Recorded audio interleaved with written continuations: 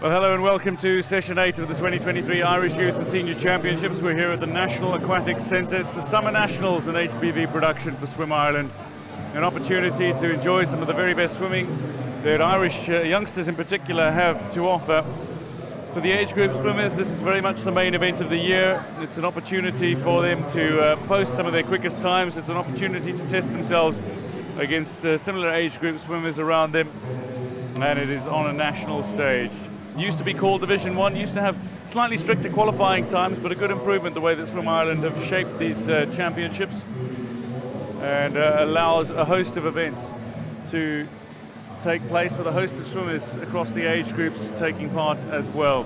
Session 8 has plenty to enjoy, including men's 50-metre backstroke and women's 50-metre backstroke, but we're going to begin with the men's 100-metre freestyle, women's 400-metre freestyle to come as well.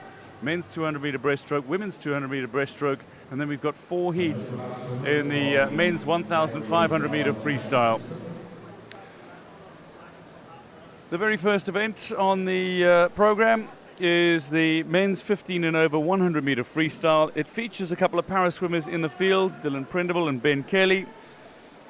But going from lanes 2 to 7, Prindiville, Ruddy, McNally, Gary, White and Kelly.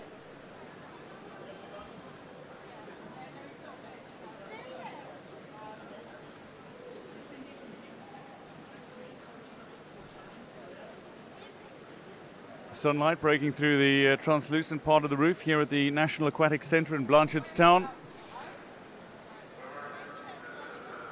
And swimmers swimming under lights in this indoor venue. A final test of the starting system, and then we are to get underway.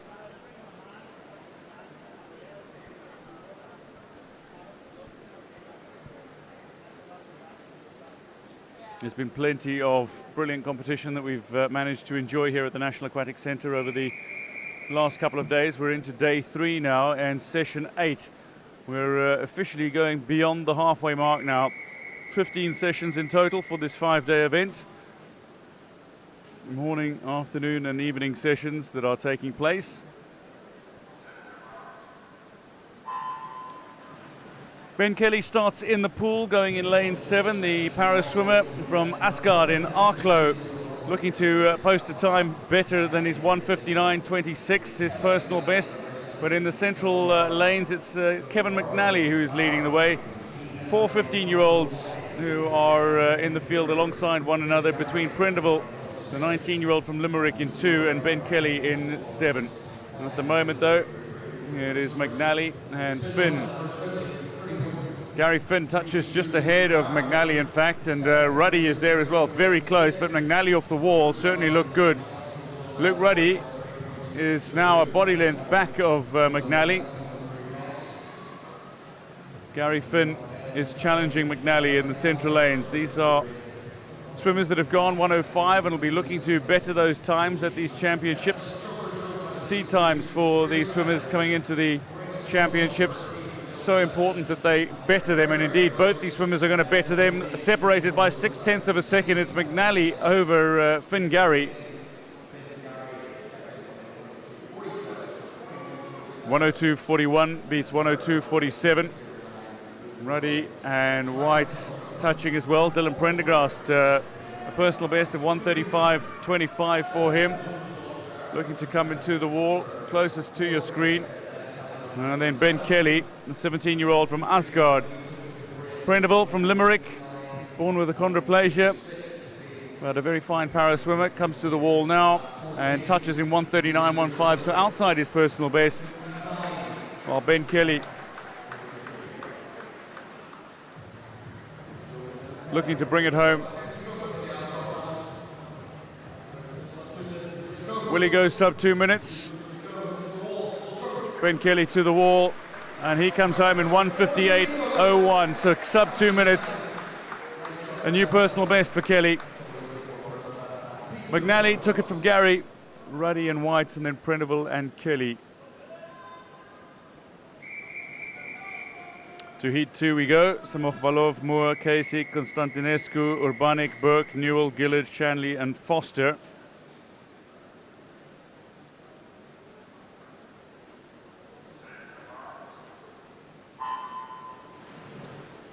Looked to be a really good start from Dylan Burke of Kilkenny into the pool, and good underwater as well.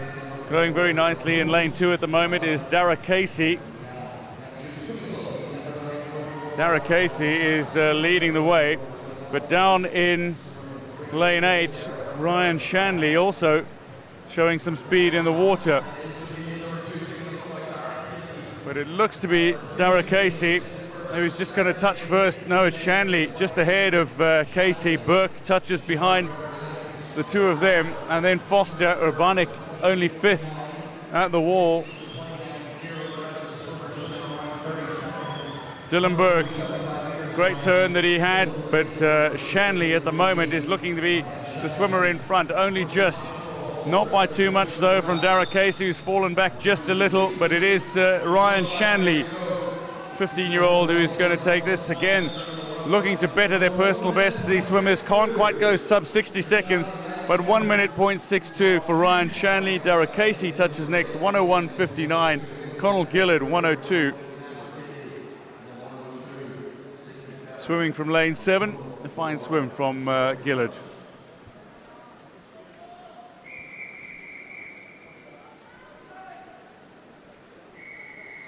To heat 3, Higgins, Burke, Bergin, Williams, McWeeny, Marr, McCarroll, Brown, Miller and Halakshevich.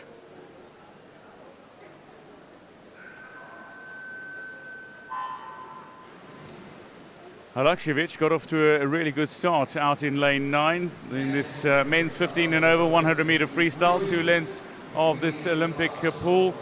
Man in lane 5, Paul Marr, looks to be setting the pace in the early stages. Paul Marr not exactly being challenged by Tom Brown at the moment, but Tom Brown is sitting in a very handy position as they come up towards the wall at the 50. Tom Brown not going to turn first, I imagine. It is Brown though, just ahead of Marr by 0.06 of a second. I thought Marr only just snuck it, but a great turn from Tom Brown and a really good turn from Paul Marr. The man who's into his stroke here is Shannon McWeeny. McWeeny is flying over this second 50 into his stroke, and he is pushing the pace. Wonderful intensity, showing the most intent in the pool at the moment is McWeeny, and McWeeny is going to take this ahead of Brown. What a back 50, 31.26, significantly quicker than anybody else in the pool. So 1 minute 0.81, still not under 60 seconds yet.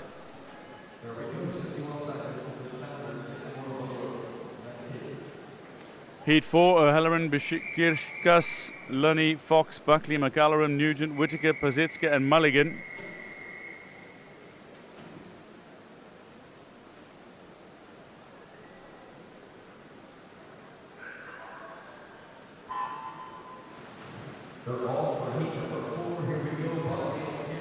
Using the underwater nicely is McAlloran going in lane 5. So too is Oren Mulligan going in lane 9.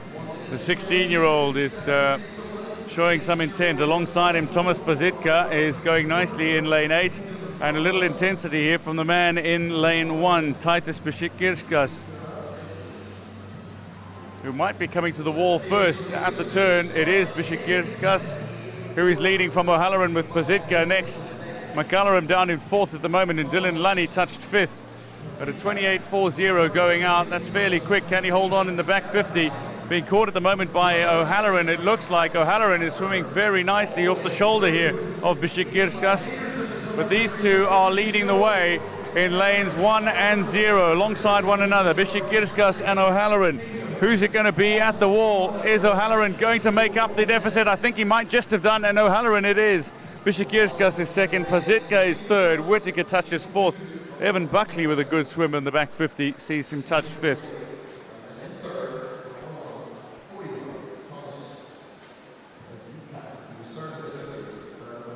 To heat 5 we go. O'Rourke, Dempsey, Spollen, Daniels Howard, Gunn, Vicario, Kavanagh, McNamara, Jamrog and Gavican. Vicario with an asterisk next to his name, won't be able to qualify for medals, even if he does qualify for finals. That's one of the foreign entrants. Away in heat 5 of this men's 100 meter freestyle. It's a very good looking start from Dylan Gunn going in lane 4. And so too alongside him in Daniels Howard, the 16-year-old, going in lane 3, showing a little bit of raw pace in the opening 50 meters. You need to go out fairly hard, but you need to sustain it in the back 50 as well. You can't just be relying on what you post in the opening 50, although you need that platform to be in with a chance. Going in the outside lane as well, Gavican touches first, and Sean O'Rourke touching third quickest going in lane 0. So it's the outside lanes that are really pushing the pace outside of Daniels Howard, who goes in lane 3, but he's dropping back just a little, I suspect. It looks like he's dropping back ever so slightly. The man out in lane 9, Gavican, holding on. The man in lane 5 coming through is Daniel Vicario, eating up the water. It's very close at the wall. Who's it going to be? I think it might be the man in lane 9. It's lane 0, Sean O'Rourke, who gets there 0.07 of a second ahead of Richie Gavican.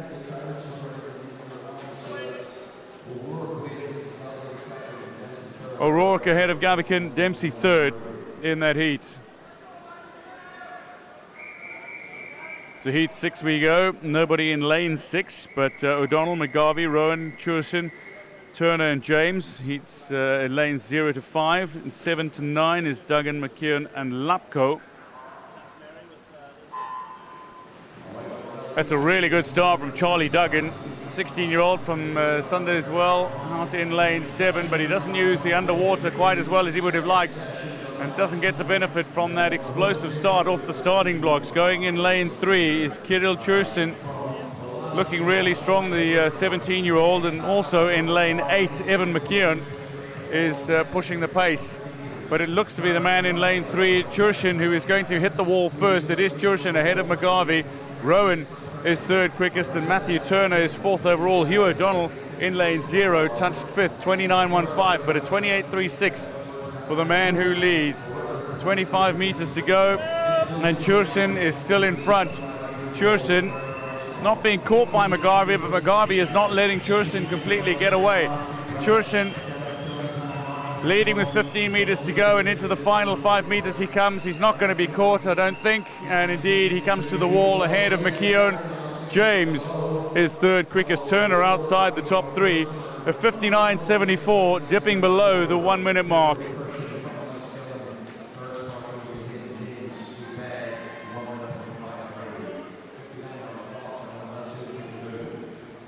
To heat 7 we go. Lanes 0 to 9, Fox, Marks, O'Connor, Sweeney, McCurry, Daly, Greenan, Keys, McNary and Galligan.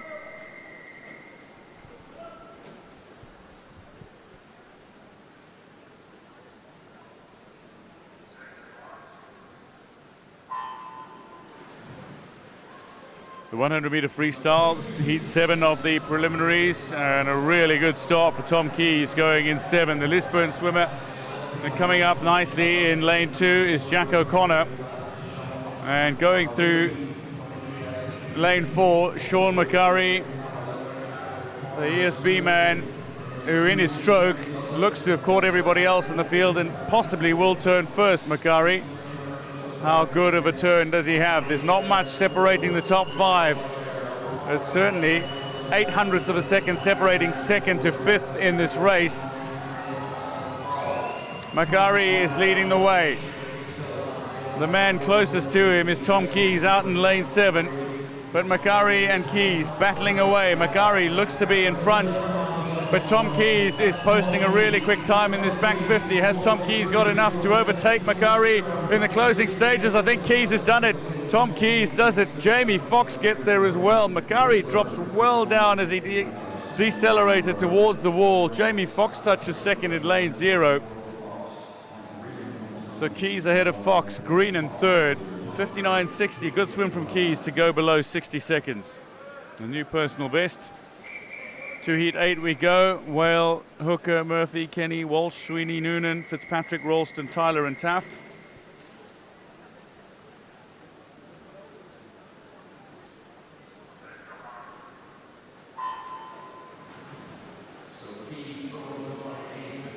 Fitzpatrick is a scratch from lane 6, but Sweeney Noonan into his stroke nicely in lane 5 and looks strong. So too does the man going in lane 2.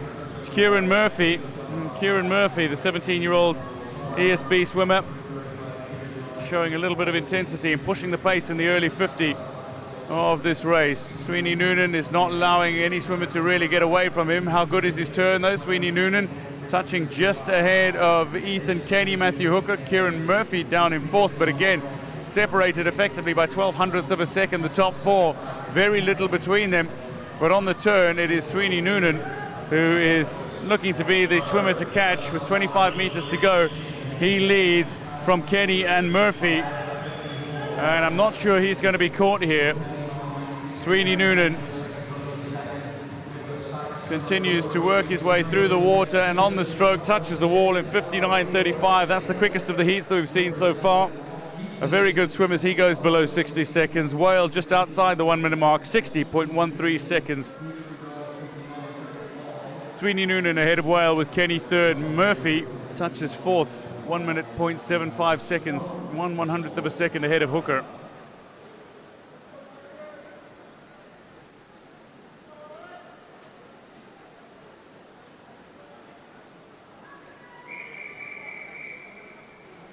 To heat 9 we go. Elinham, Gilly, Woods, Lynch, McCullaghy, Yelnazov, Petrushkas, Richmond, Coleman and Hall.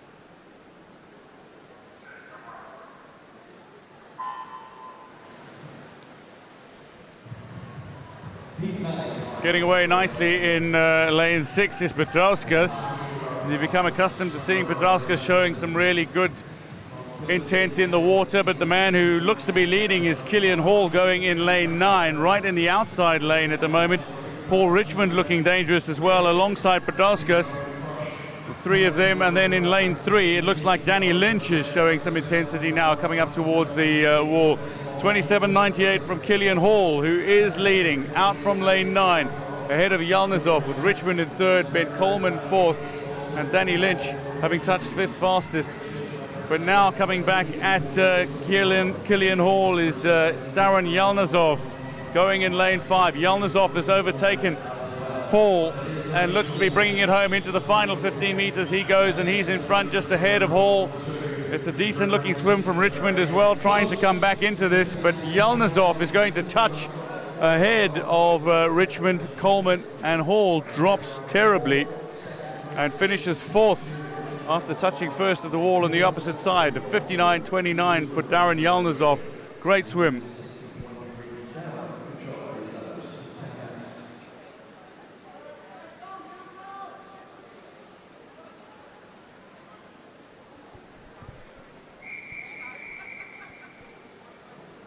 To heat 10 we go. Panov, Kearney, McGrath, O'Neill, Hilton, Lennon, Farron, Winston, Knebloch and Carty.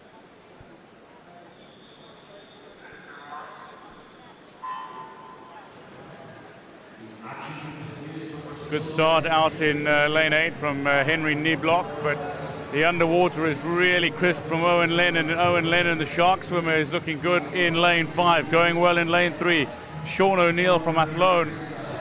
And Sean O'Neill and Owen Lennon are currently being caught by Tate Hilton, who's just coming through the centre in lane 4.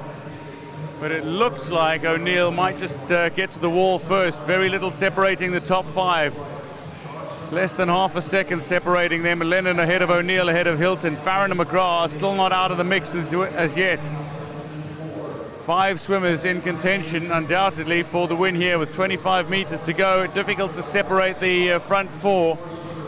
As O'Neill is right up there with Hilton, Lennon, Farron, and even Winston.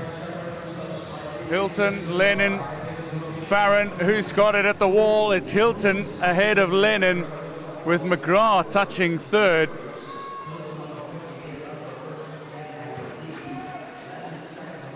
The top 6 going sub 60 seconds. Hilton takes it though with a 58.84, the first swimmer to go under 59 seconds in this session.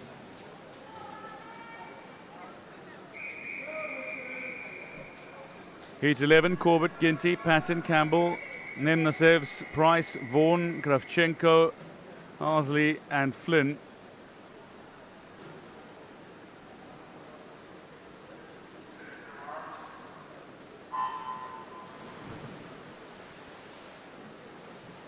Good start in lane 6 for Alan Vaughan, good underwater as well, but the man in lane 9 in Louis Flynn is looking really quick in the opening stages of this race. Going in lane 2 as well, Joseph Patton, 15-year-old from Galway. He might just have it, but it's Flynn and Patton who are looking strongest at this juncture. Flynn touches ahead of Patton with Vaughan currently third, Campbell fourth, and Price fifth overall. At the turn though, Flynn is just being caught a little.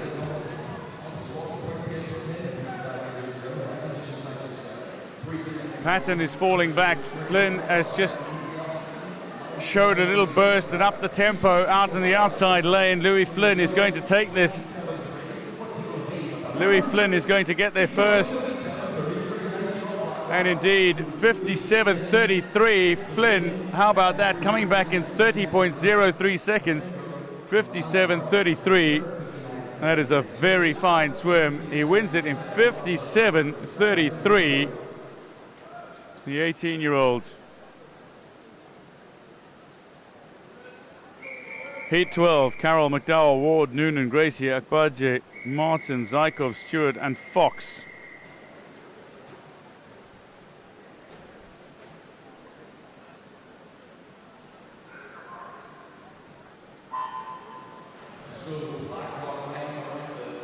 Watch out for Ruben Akbaje. Once he gets into his stroke, can be very dangerous. At the moment he goes in 5. Alongside him Kenny Martin going in 6 is looking strong. Akbaje is looking the strongest at the moment, and Matthew Gracie not looking too bad. So too Ethan Noonan going in lane 3. Aer Lingus Swim Club member going in lane 3.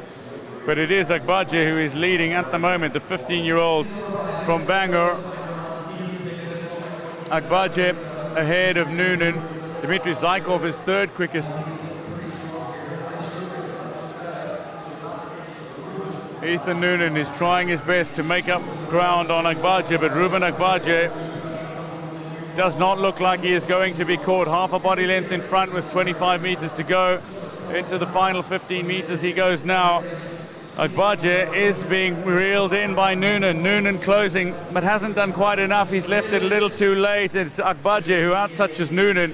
58.82, but Noonan closing faster in that back 50. Ethan Noonan second, Ruben Akbaje with a fine 58.82, only the second swimmer to go sub 59 in the session.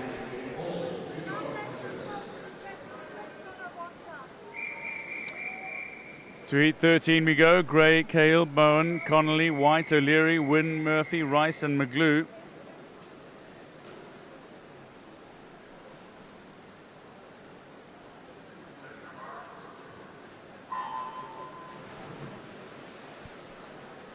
Really good looking underwater from the man going in lane 5, David O'Leary. David O'Leary just 15 years old, but he's showed some maturity about the way he used his underwater. Nate Cale going in lane 1, the ESB man, looks really strong as well, and it might be the man who is leading at the moment. Off his shoulder, Marcus Bowen is looking to get himself into contention for a big swim on the back 50. 27.66 for Nate Cale, just ahead of David O'Leary, Marcus Bowen as well. Luke Wynne fourth and Connolly not out of it. Nate Cahill still leads the way. Coming up to 25, it is Cahill who is only just ahead of O'Leary. O'Leary on his outside needs to watch Luke Wynne. Luke Wynne is coming up with a great deal of pace. Nate Cahill and Marcus Bowen are having a battle. O'Leary and Wynne are having a battle. Who's going to win the overall battle? It's Cahill from Bowen with Wynne and Murphy touching third and fourth. O'Leary only finishes fifth, but a 58.13 to win this. 3/100ths of a second behind him.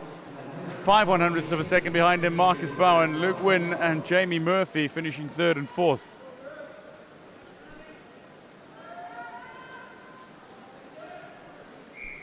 Heat 14, Lacey, Pickett, Henson, Somerville, Horton, Hanrahan, Cook, Nealon and Vautier. Nobody in lane 7.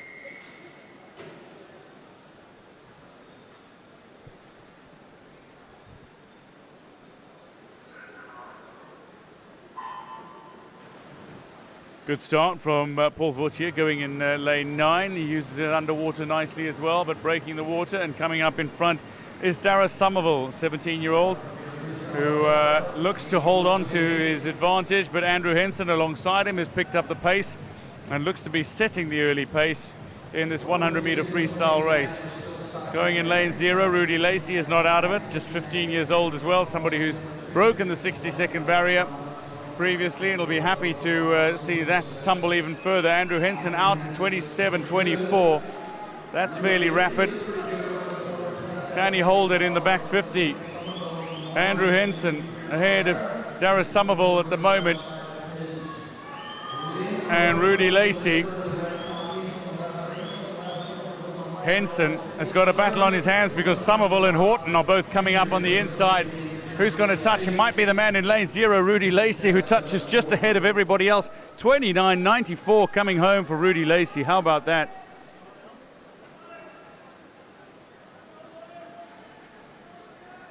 The ESB man, 57.74, so going sub 58 seconds. Fine swim from Rudy Lacey. Heat 15 now. Halashkevich, McAteer, Walsh, Francis, Hanley, Rice, Davis, Hanley, Kelly and Blackwell.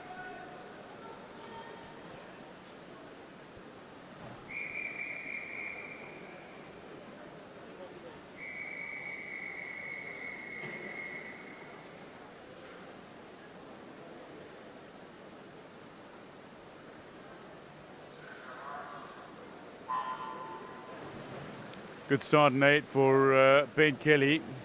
Got away really nicely, but the underwater is exceptional from Rory Davis going in lane 6. Rory Davis, though, is not in front at the moment. Thomas Francis is leading the way, the 17-year-old from Wexford.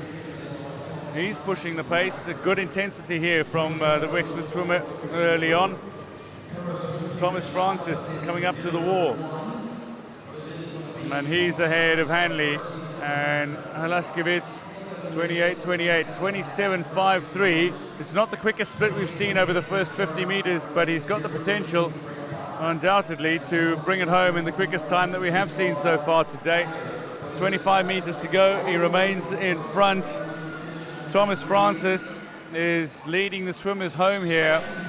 And Thomas Francis has got a little bit of a challenge on his outside. Rory Hanley coming up, but Thomas Francis, it looks like, will hold on. Francis ahead of Rice, ahead of Hanley, Rory Hanley and Pierce Hanley from lane 7.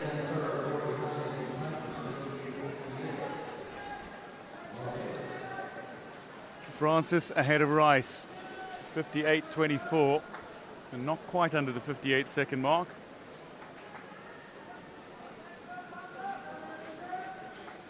To heat 16 we go. Egan, Satmari, O'Rourke, Bradley, McElroy, Sanchez, Kavanagh, Tanvir, Vuniser, Lau and O'Neill.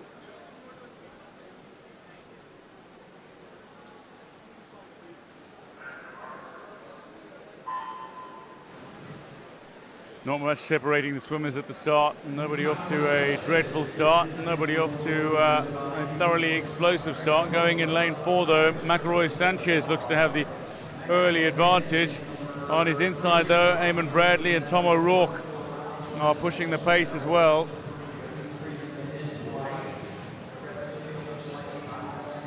Tom O'Rourke from Athlone, Eamon Bradley. It is Bradley who touches first by 11 hundredths of a second. McElroy Sanchez third. Satmari only fourth quickest as they all go 27 over the first 100 meters. Eamon Bradley is looking strongest here. He's being challenged by Tom O'Rourke. Eamon Bradley looking to hold on to it. Tom O'Rourke has not given up. He's increased the tempo, the stroke rate here. And Bradley just out touches O'Rourke. 56.69. We're going sub 57 seconds now. Super swim from Eamon Bradley. And that is a new personal best by some margin, nearly 2.5 seconds. For Bradley, the Trojans man. Heat 17, Dixon, Doyle, Van Dam, Davey, Lee, McAvaney, Collins, McGrath, Keslauskas and Price.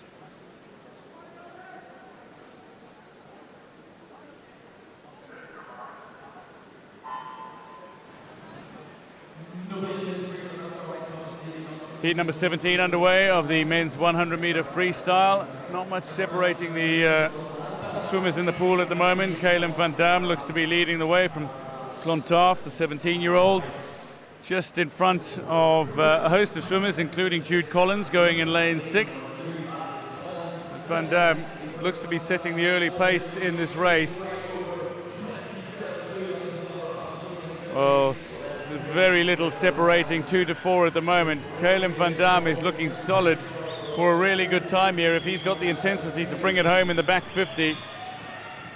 Challenging Van Dam, though, is Matthew McAvaney in this second 50. McAvaney is having a storming back end, and McAvaney is flying through the water here. The Kilkenny man looks like he's moved into the front, and going out in lane 9, Thomas Price as well, but it's McAvaney who's going to take it from Price. Van Dam only touches third quickest, 56.98, and again, sub 57 seconds.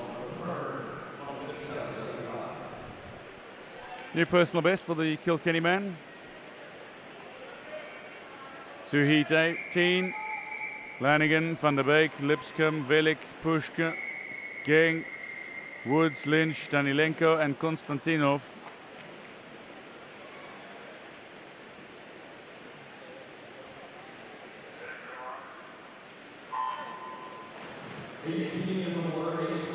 Heat 18 of 30 in the men's 100-meter freestyle is underway. Going in lane 7, Adam Lynch looks good in the early stages of this race. Also going in lane 1, Jake van der Beek, the Galway swimmer, looks to be pushing a little, while Adam Velik, still only 15 years old, the young swimmer from Czech Republic, goes in lane 3. But it's the man in lane 1, Jake van der Beek, who leads at the moment with 26.25. He has taken this out really quickly. He could be coming home sub 56 seconds here if he can hold it in the back end. Van der Beek, has he got the back end strength to bring it home? Adam Lynch is still in the race, so too Adam Velik. But the man who's leading, Jake van der Beek, is starting to fade just a little. Van der Beek, it might be Lynch who has it at the wall. It is Lynch who takes it from Van der Beek, 56.70. Van der Beek just unable to produce a back end, but how about that 28.97 from Lynch? What a back 50 from Lynch to finish in the quickest time that we've seen in this session so far.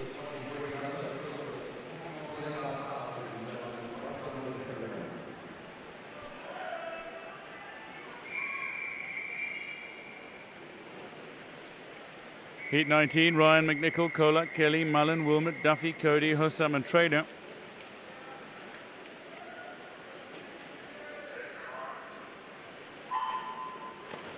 Good start in 4 from Andrew Mullen. Has he got the underwater working? He does. Breaks water and he comes up in front only by a cap length or so, but going in lane 0 is Mark Ryan. The 22-year-old looks like he has got himself up just about level with Andrew Mullen, who's got Doug Duffy looking strong on his outside, so to Mikey Wilmot going in lane 5. Who's got it at the wall? Is Ryan ahead of Mullen, ahead of Cody, with Duffy and McNichol behind them. Wilmot then 27.75. Very little separating the swimmers at the wall. Mark Ryan going in lane 0 and Andrew McMullen going in lane 4 look to be the swimmers in front at the moment. Dean Cody is not out of this at the moment. He goes in lane 7. The Waterford man, is it going to be the man in lane 4? Mullen, it is Mullen ahead of Kelly. Cody third quickest. Ryan only touches 4th. 57.16 for Andrew Mullen, touches ahead of Kyle Kelly. Dean Cody third.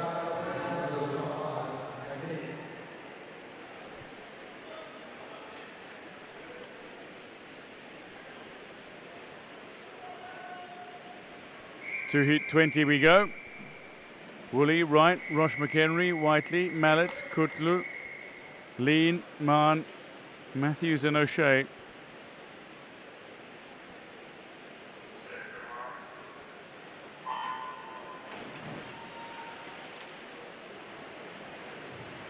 These swimmers all capable of going sub 58 seconds. Can they go sub 56 seconds?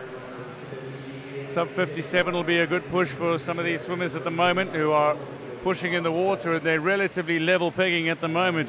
Luke Woolley going in 0, out to Ray O'Shea going in lane 9.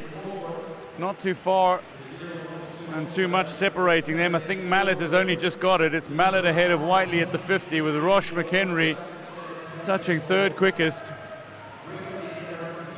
And has Mallet got what it takes in the back 50? Mallet is putting down the hammer. It looks like a little burst in tempo. Breathing to his left with every second stroke. The man going in lane 2 at the moment looks to be strongest, Rosh McHenry. Is Rosh McHenry going to take it at the wall? He's timed it perfectly. Kutlu in lane 5 as well came back strong with a 29.68, 29.39. The quickest of the back 50s as Mahon touches third quickest, but a 56.97 for Rosh McHenry, a fine win. To heat 21, the second last heat. Wong, Brennan, Martin, Ehler, Holmes, Bramham, O'Neill, Mullen, Houlihan and Bui.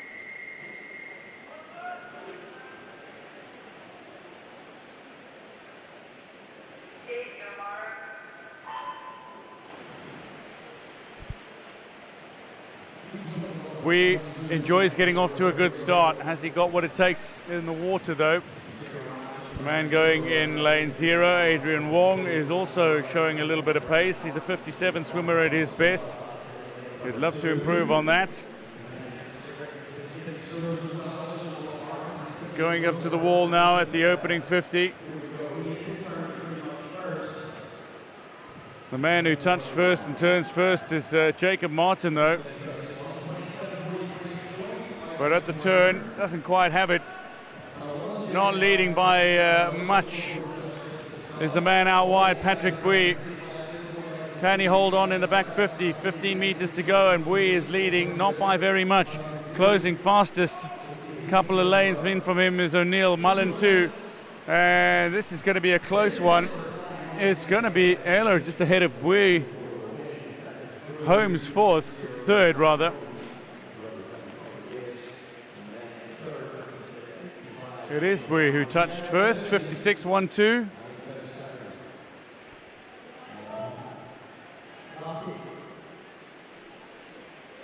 The last 100-meter freestyle heat of the morning. Nobody in lane 8, but Rocket, Hider, Lichuk, Barrett, Streltsov, Leggett, Ramchandani, French, and Lannon.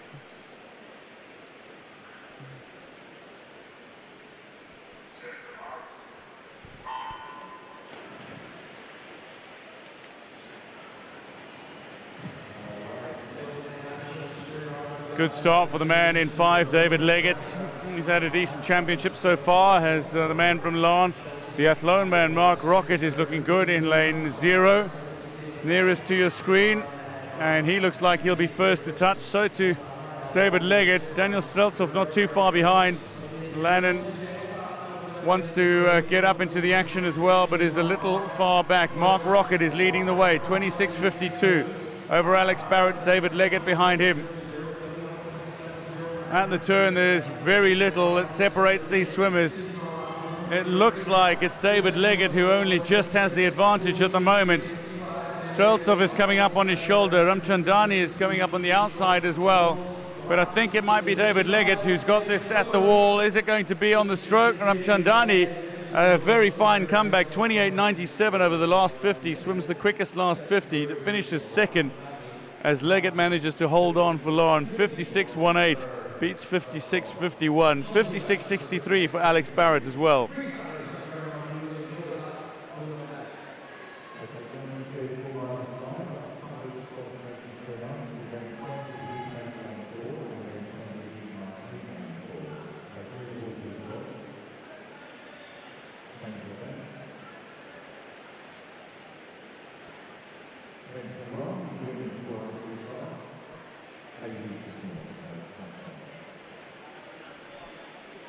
So to the women's 400-meter freestyle then. First heat of 13. Redmond, Duddy, Friel, Savage, Hobson, Gosson, Coffey, Butler, McQuillan and Brady.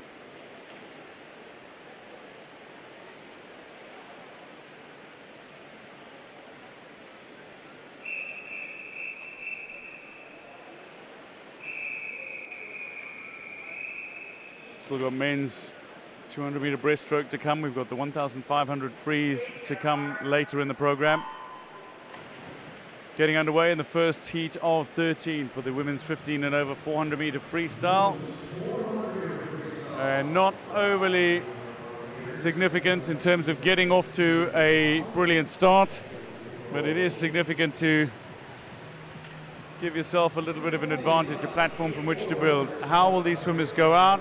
Is there a tactic to try to break the field up really quickly, or is it simply about swimming your own race? For many of the younger swimmers, it will be about swimming their own race, trying to focus on what they do and not be influenced by the swims around them, but it's easier said than done. Ellie Butler leads through the opening 50, then Gosson, and then Friel.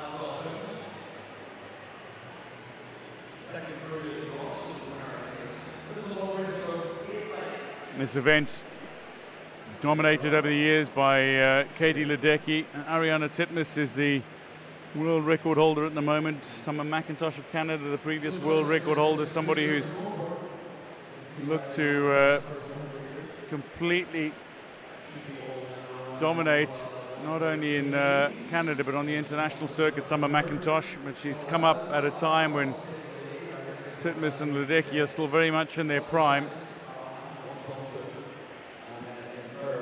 Gosson leads from Butler. Friel is third in this race. Ariana Titmus, the Terminator, as she's called by some. Also famous, very famous coach, and Dean Boxall, who's more renowned for his celebrations that generally tend to go viral. But Katie Ledecky is a legend of 400-meter swimming as well, and undoubtedly, for many, the greatest distance swimmer, male or female, for many people. Darren Gosson leads from lane 5 through the opening 150 meters. These swimmers will be looking to go sub 5:20. If they can post a quicker time than that, they'll be delighted with that result.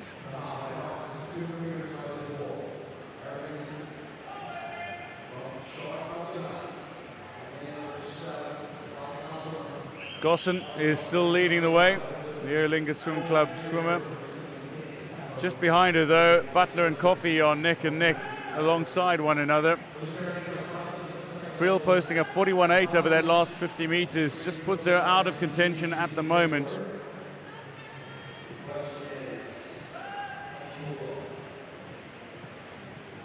Shiva Brady going in lane 9 is a 6:20 swimmer at her best over this distance, so she's some way behind the remainder of the field.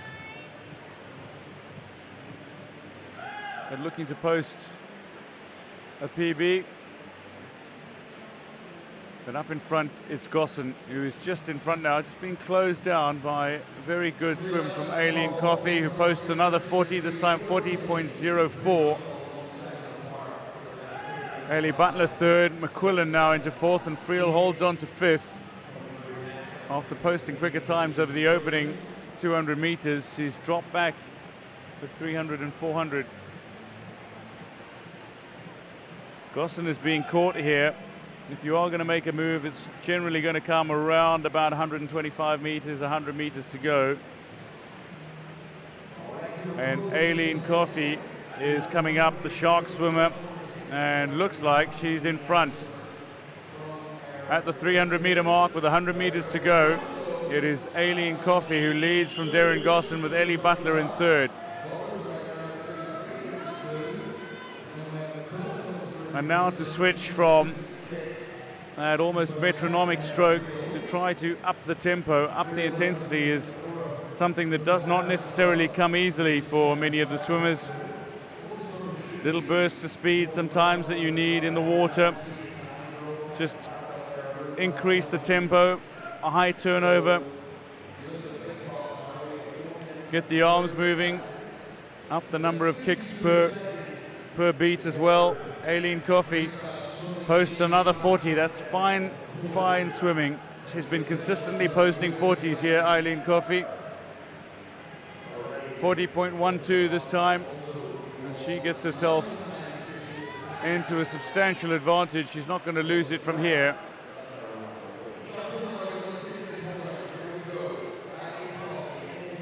Ellie Butler going in 7 is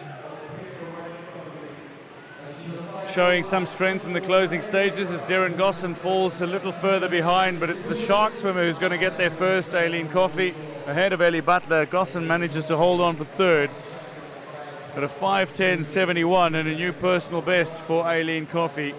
Came home in 38, but a 37.07 from Ellie Butler. Had some charge to finish, but had a little too much distance to try to make up on the remainder of the field. Shiva Brady still in the pool.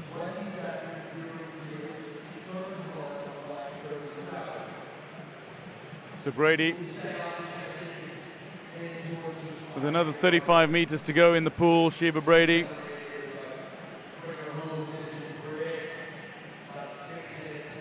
The other swimmers having all reached the wall.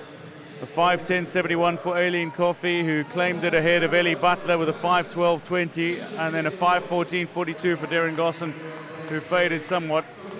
Into the final 15 meters now for the young swimmer, Shiva Brady. Brady coming to the wall now, and touches in a 6:25.59, so outside of her personal best.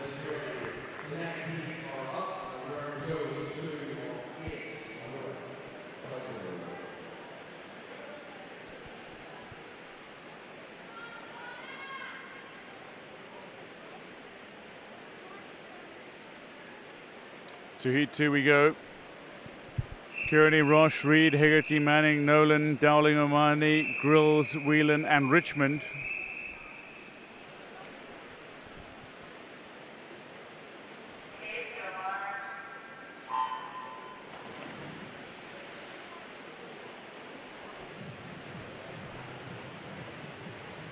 Steady starts from the swimmers in heat 2 of the women's 400-meter freestyle. Getting off to a rocking start here. Janie Reid, 15-year-old with a 5:17.40 seed time. Looks to be taking it out a little fast and maybe wanting to get herself into a lead and try to hold on to that advantage. Up to the wall for the first of 7 turns in this race. A 400-meter means 8 lengths of this Olympic-sized pool, 50 meters in length. Reid ahead of Manning.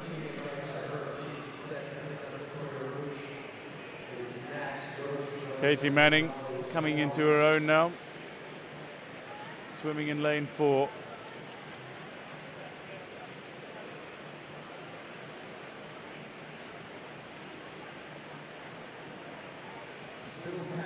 Just alternating her breathing as well, sometimes breathing every second stroke, sometimes breathing every third stroke is Manning, but she's going to touch the wall first ahead of Roche and Reed.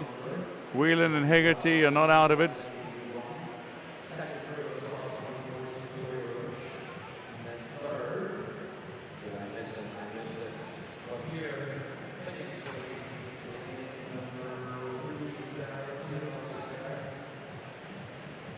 Going through the pool very nicely at the moment, though, is Victoria Roche. Very settled stroke for Victoria Roche. Ahead of Reed. Manning is still very much there. Roche will be at the wall ahead of Reed.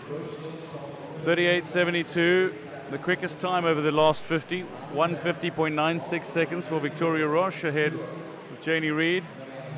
Manning just falling back a little. For the younger swimmers, it's very much a learning process.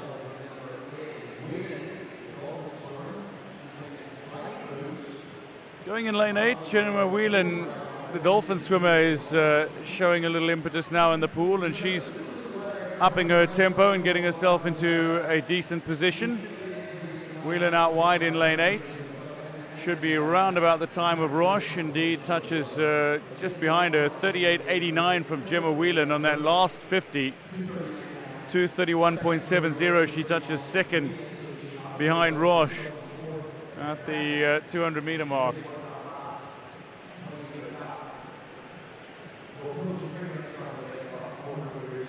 And now Roche settling on her advantage. She might have some work to do in the closing 100 meters. Coming up to the 250-meter mark here. But Roche looks to be in a comfortable position out in front. Sometimes all it takes is to be one stroke ahead of the swimmer in front of you. Roche 39.70, Hegarty 39.56. Reed is falling back. Hegarty is coming into her own.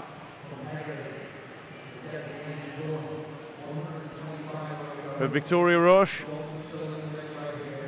the 15-year-old, is very happy to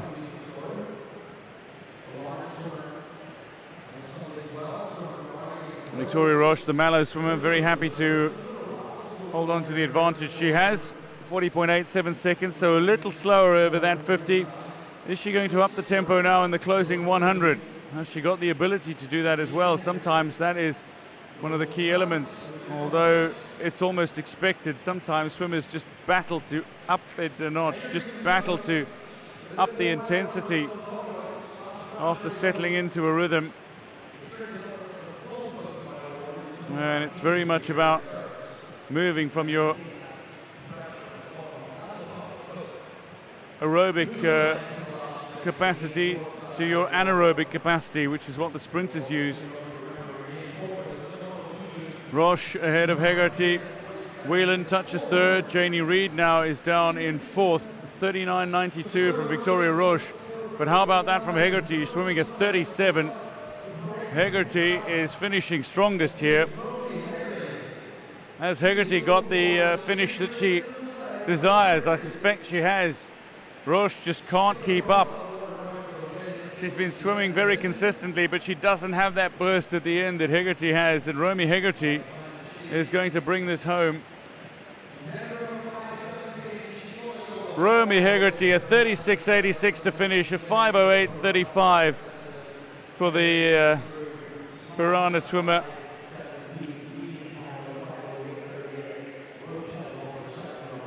Roche 5:10.26 and Gemma Whelan touches third at 5:11.76.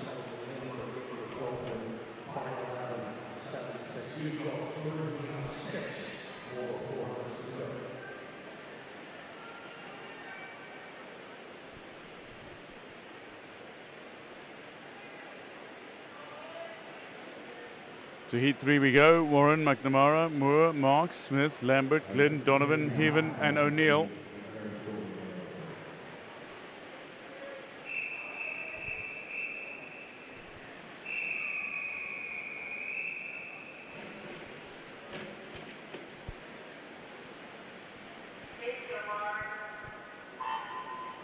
I think we're going to see a DQ in lane 9. Erin O'Neill got off a little too quickly for anybody's liking. I suspect she is going to be a DQ. Holly Marks, though, is going nicely in lane 3 and looks to be hitting the front. Kiva Smith alongside her. And Marks and Smith, with Nessa Warren a little further behind. Smith, Moore, Marks. Coming to the wall. It was a good turn by Evelyn Moore. She got to the wall very nicely and a good burst of pace off the wall as well. It looks like Fleur Lambert, though, is making up a little bit of time. Kiva Smith, though, going in lane 4, is the swimmer who is looking to extend her advantage beyond the other swimmers in the pool, and she's now over a body length in front. Coming up to the first 100 meters of this 400-meter race, women's 400-meter freestyle. Aoife Heaven as well, going in lane 8, 1:11.03 after swimming a 37 over that last 50. It's about being able to keep up a consistency and then to be able to bring the race home in the closing stages. Holly Marks in the center of your shot there for just a moment, as we saw Kiva Smith as well on her outside. 15-year-old from Tala. Kiva Smith Still leads the way through 150 meters, a 1:46.44, and again consistently she swims another 37. How does she swim the remainder of this race? She's gone out relatively hard as Kiva Smith. She's a 5:13 swimmer at her best. This would put her significantly down on 5:13 if she can keep up this kind of pace.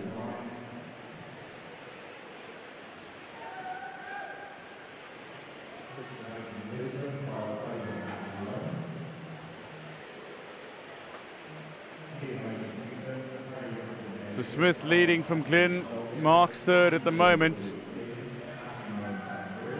Kiva Smith just extending her advantage here.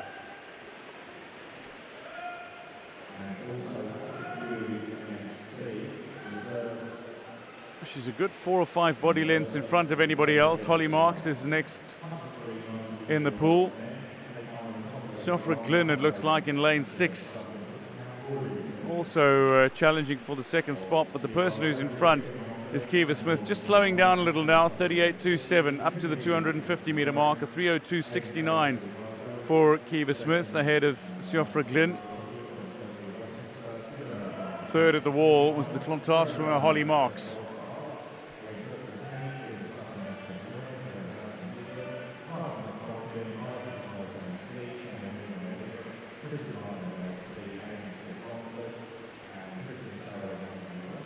Glynn comfortably in second. The person out in front is Kiva Smith, coming up to the 300 meter mark now. She'll touch in 3:41.63, 38 seconds. And again for Kiva Smith, she's got a good chance of going sub 5 minutes here if she keeps up this sort of pace. And that'll be a very, very good result for Kiva Smith, who's never gone sub 5:13.65. For many of these swimmers, these championships, the Summer Nationals, are about posting fastest times of the year, ending the year on a high, giving themselves something to look forward to when training starts again in September. For the age group swimmers, this is the main event of the year. And for the 15-year-old Kiva Smith, 4:20 at the wall. She's certainly going to go sub 5 minutes here if she can keep up this sort of pace. Swam a 38, and it looks like she's just about on pace to continue that. And if she does so, this will be a massive milestone for the youngster, for the Talas swimmer.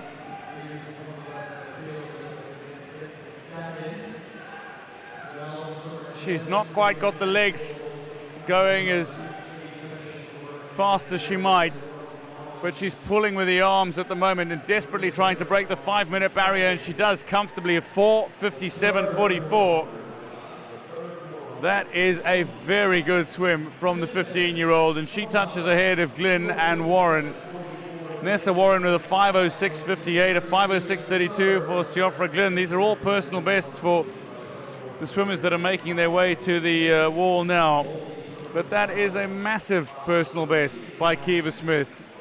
4:57.44. Erin O'Neill touches now, but I suspect she'll be a DQ after what looked to be a false start. Maybe just a quick reaction time. But 4:57.44 for Kiva Smith. That was a tremendous effort.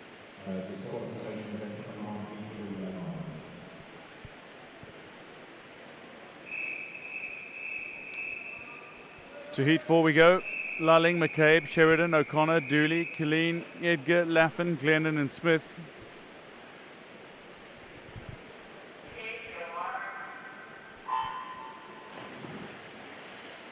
Heat 4 of the women's 400 meter freestyle.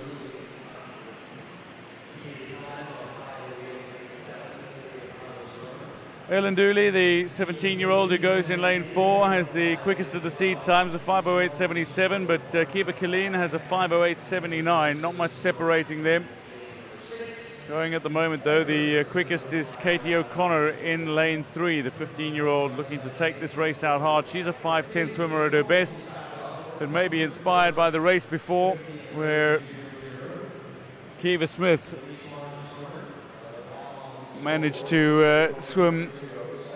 a 4:57.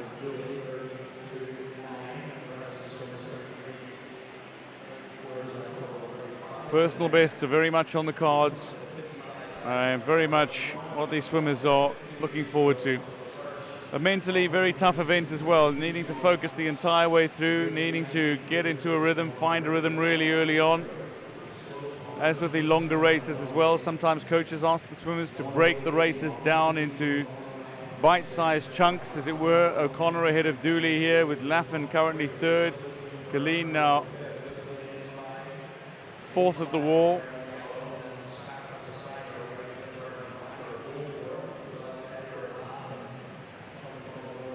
O'Connor ahead of Dooley, and they look to be out in front.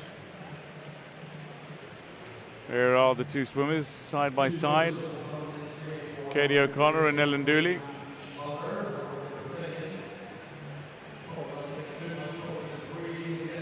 Ellen Dooley, one of the foreign swimmers, so can qualify for the final, but can't qualify for medals. The asterisk next to the name tells the story as Dooley moves into the front. Ahead of O'Connor now. Dooley on the left of your screen, O'Connor on the right.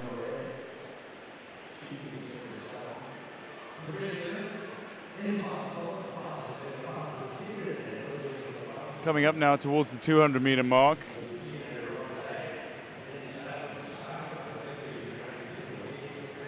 Dooley leads from O'Connor. Dooley with a 37.74. Emily Edgar with a very fine 38.19 over that last 50 meters. She's got herself into third position.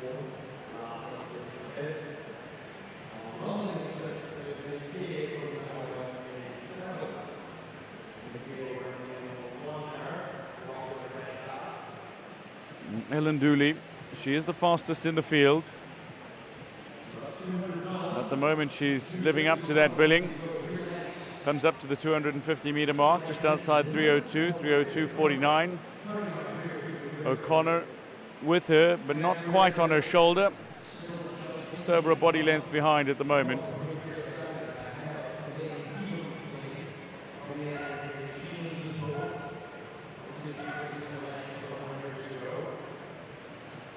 Dooley having an interesting battle with Katie O'Connor, and then a battle developing between Colleen and Edgar. Emily Edgar and Kiva Colleen, lanes 5 and 6 alongside one another. Dooley ahead of O'Connor at the front. Dooley at the 300-meter mark. How does she up the pace? Has she got the ability to up the intensity? Give herself a little more breathing room. She's well in front.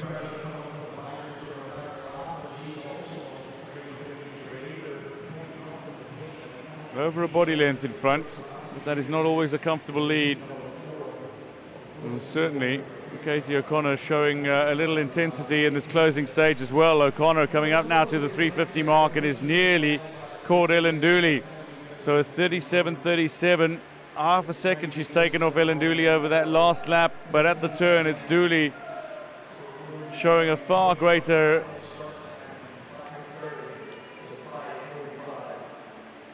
improvement off the wall. Nice work off the walls, really. How does O'Connor respond? Emily Edgar is swimming a very fast back 100 as well. Coming up to the wall, Ellen Dooley, a 4:56.44 ahead of 4:57.49 for Katie O'Connor, and Emily Edgar with a 4:58.78. The top three swimmers go sub 5 minutes for the first time in their professional careers, in their relatively young careers.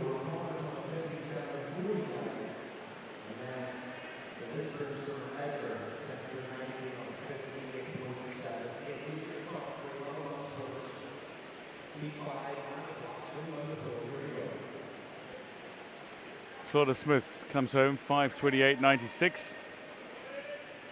But it's Dooley who's taken it from O'Connor, with Edgar in third, the Lisbon swimmer. All three new personal bests and all three going sub 5 minutes.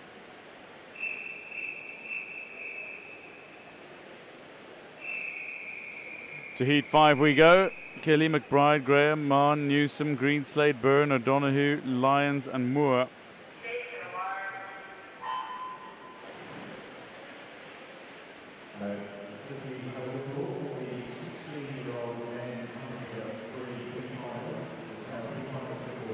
The women's 400-meter freestyle underway. It's the 5th heat of 13. We had 4 of these heats swum in the morning session, so 8 to come. 5 heats swum in the morning session rather, so 8 heats to come in this session, the mid-session. There are 3 sessions on each of the 5 days of competition of this Irish Youth and Senior Championships. Alicia Kelly leading at the moment ahead of Aoife Lyons, with Lucy Greenslade third, but nobody really establishing an advantage in this race that they could call a comfortable lead. Still very much neck and neck. Aoife Lyons looks to be leading with 15 meters to go to the 100-meter mark.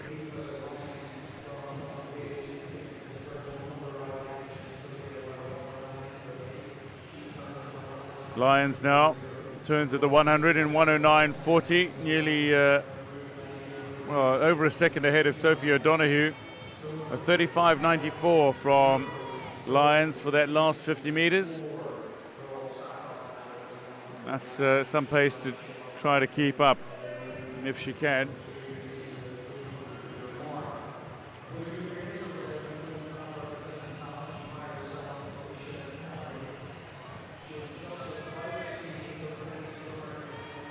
For the younger swimmers, genuinely an opportunity to get themselves in the mix with some of the more favoured swimmers who are above them in age group, above them in results. Lyons ahead of O'Donoghue, ahead of Kelly, ahead of Greenslade, ahead of Newsom. Still very little separating the top 5 in this race.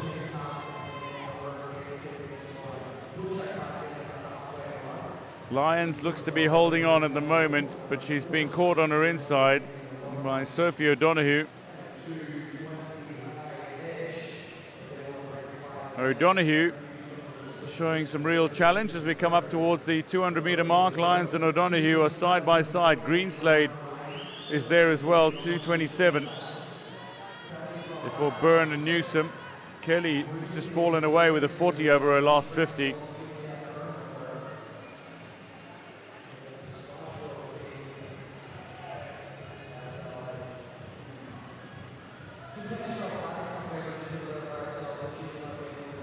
Lyons,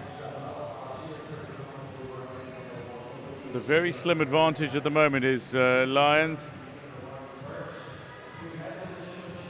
Greenslade's looking good at the moment, coming up towards the 250-meter mark, and Greenslade touches third, just behind O'Donoghue and Lyons.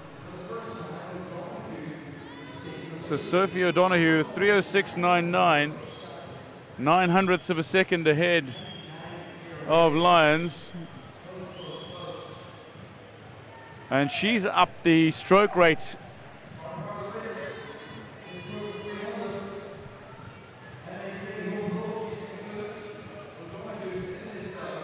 The NSD swimmer coming up towards the 300-meter mark now, and she's in front. Not by a tremendous margin, but she is in front nonetheless. How do the other swimmers respond over the final 100? Aoife Lyons, Lucy Greenslade, Juliet Byrne, Georgia McBride. Byrne with a 38 over that last 50.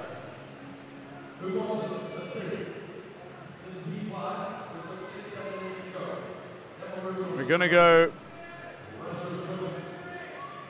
below the 5-minute mark here, as again the sunlight breaks through the translucent parts of the roof here at the National Aquatic Centre as the Irish Youth and Senior Championships continue. This is the women's 400-meter freestyle. McBride ahead of Greenslade, ahead of Mann now, who posted a 37. Byrne and then O'Donoghue.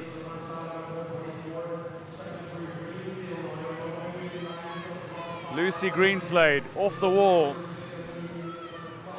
Looked the strongest, did Greenslade.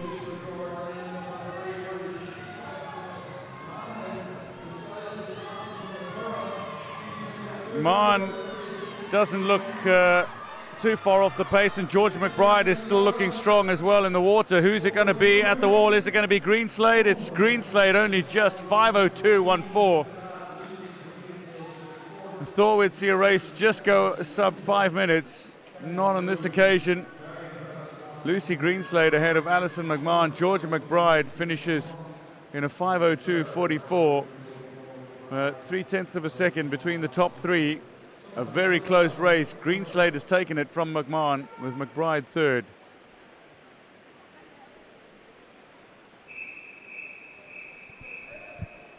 To heat 6 we go. Scott, Coughlin, Walsh, Malkova, Lawless, Corkery, Mulvey, Rogers, Stewart, McNally.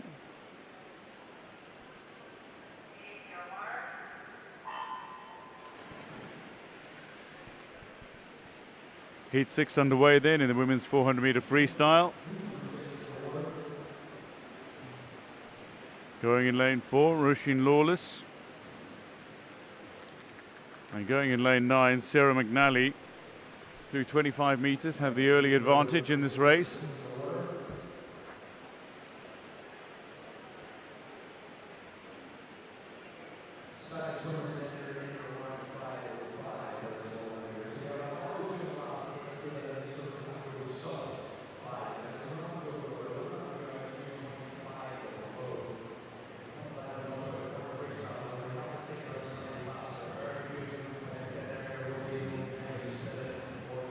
Jessica Robson, I beg your pardon, is the swimmer out in lane 9, and Robson is leading the way.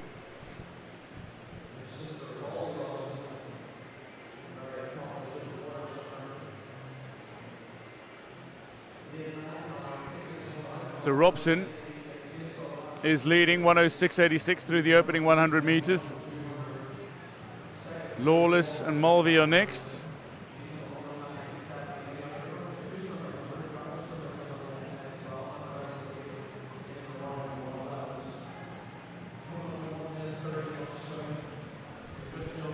Swimming her own race at the moment is Jessica Robson, whose sister Molly is also a very fine swimmer.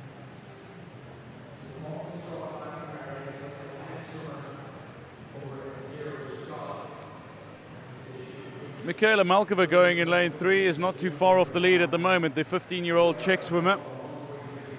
She touches third, 1:48.57, 1:48.54 rather.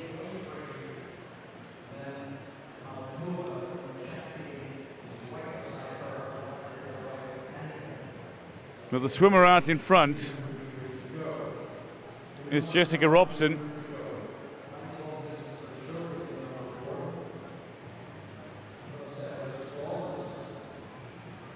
In the swim cap of Lisburn City,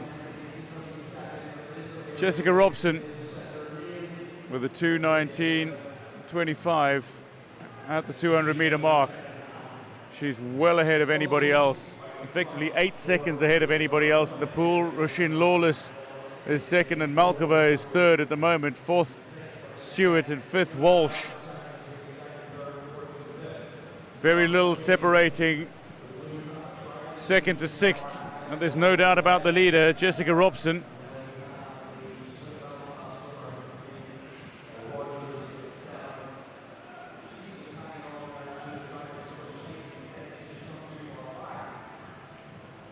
Robson has turned and already on her way back. 2:56. She went at the wall. She's effectively 10 seconds ahead of anybody else. It's Walsh who's come back nicely.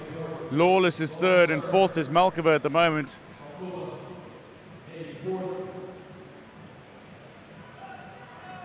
The battle here is for second in this race and for personal times.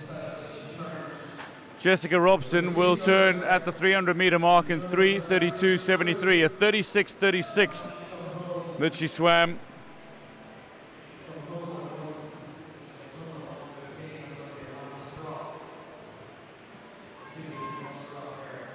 3:46.30 for Tilly Stewart, who touched third quickest, to 3:45.83 for Walsh. Malkova now down in fifth. Lawless currently holding on to fourth position, but Robson well and truly away. She's well over 10 seconds ahead of anybody else in the pool at the moment. She comes up towards the 350-meter mark. 4:09.32 at the 350-meter mark. So this is going to be a big dip below 5 minutes.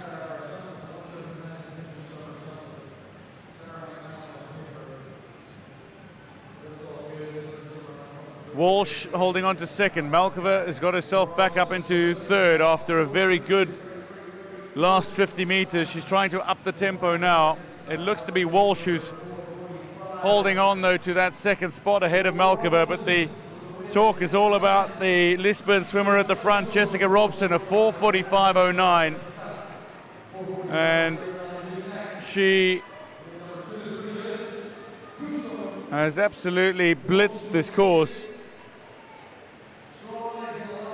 4:59.65. Walsh goes sub 5 minutes. That's a big mark to achieve, with a 36.12 coming home, and Michaela Malkova 35.37 comes home quickest. 5 minutes, 0.12 for Michaela Malkova. Tilly Stewart just outside the top three. Emma Corkery as well finished well, 5:03.80. A host of personal bests in the field. Not all. To heat 7 we go.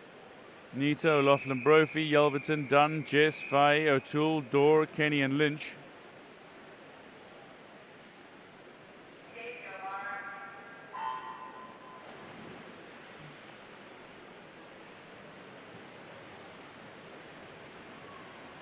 Using the underwater as well as she can. Daisy O'Toole going in lane 6. But the person who's out in front is Laura Faye going in 5. Faye is breathing every second stroke at the moment. Breathing to her right. She'll be well aware of where she is in the pool in relation to the other swimmers. Certainly the ones that she can see. O'Loughlin, Brophy, Dunn, Nita and Jess. Faye now, as she turns and breathes to her right, we'll note that she is well in front of any of the other swimmers on the far side of the pool. Coming up through 75 meters, she's well over a body length in front of anybody else in the pool, except for the swimmer directly alongside her in Sophie Jess. Sophie Jess, the only swimmer close to her. 35.44 for Sophie Jess, 35.83 for Laura Faye, 107.67. That's a good time through the first 100 meters. Jess looking to get in front. O'Loughlin Brophy now showing a little youthful exuberance, going out nicely in lane 1. Maya O'Loughlin Brophy, the Cool Mind swimmer. Still only 15 years old, but she touches second. Sophie Jess first at the wall at the 150 mark, 147.31.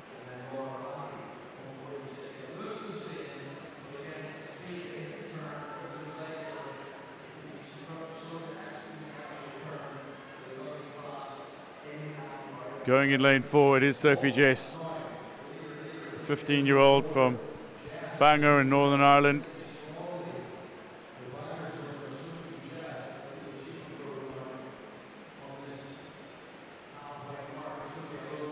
Halfway mark now at the 200 meters. She's at 2:10.46. 37.15 for Sophie Jess. She's on course to go sub 5 minutes.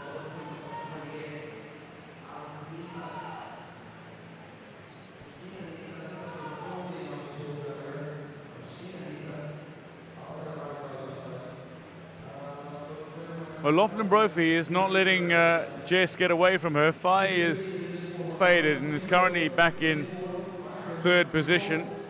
Daisy O'Toole not too far off as well. Sophie Jess is leading the way. Maya O'Loughlin Brophy, 3:02.1. Fai and O'Toole, and then Senior Nita.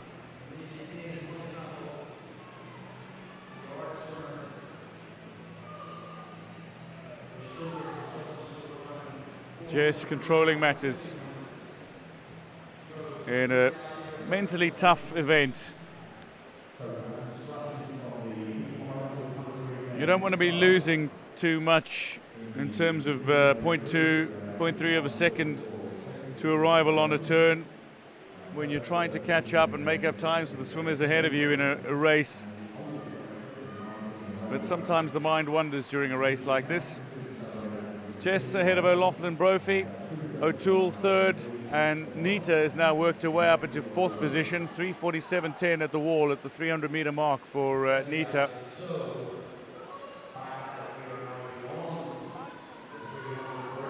Now while she is going nice and strong in lane 4, Sophie Jess, O'Loughlin Brophy is not letting her get away. She looks to have opened up enough of an advantage to be able to swim to victory here, but again it's O'Loughlin Brophy who is quicker over that last 50 meters. Daisy O'Toole and Laura Fai, third and fourth.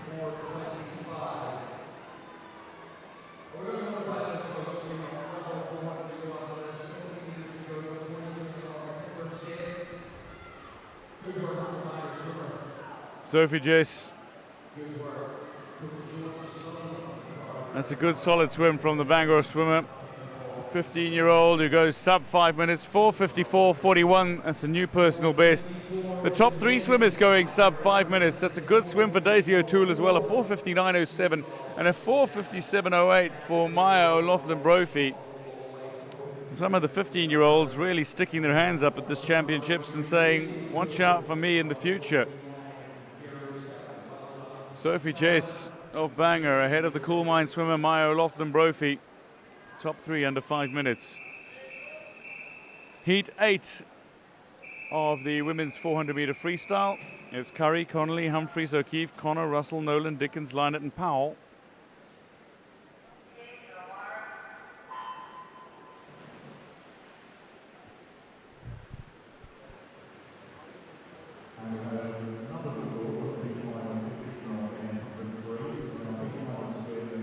Early stages, Louisa Humphreys is looking to have a little bit of a lead, going in lane 2, going in lane 5 as well. Amy Russell, she's got a little bit of an advantage over the swimmers immediately around her, the Ballymena Swimming Club member. It is Russell who leads from Humphreys. Jill Connolly is third, Ella Powell going in 9, a 32.62 going out.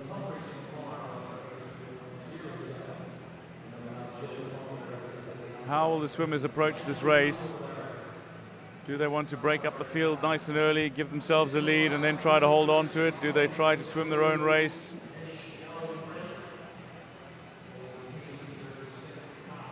Play a little cat and mouse in the pool as well.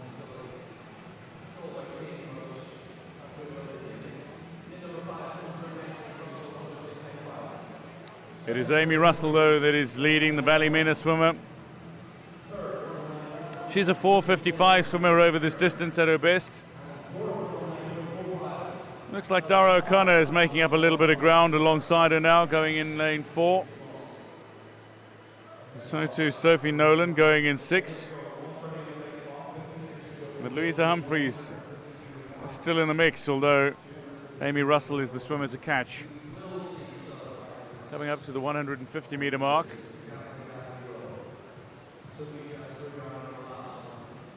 (37.29), 1:44.24 through 150 meters. Russell ahead of Humphreys, ahead of O'Connor.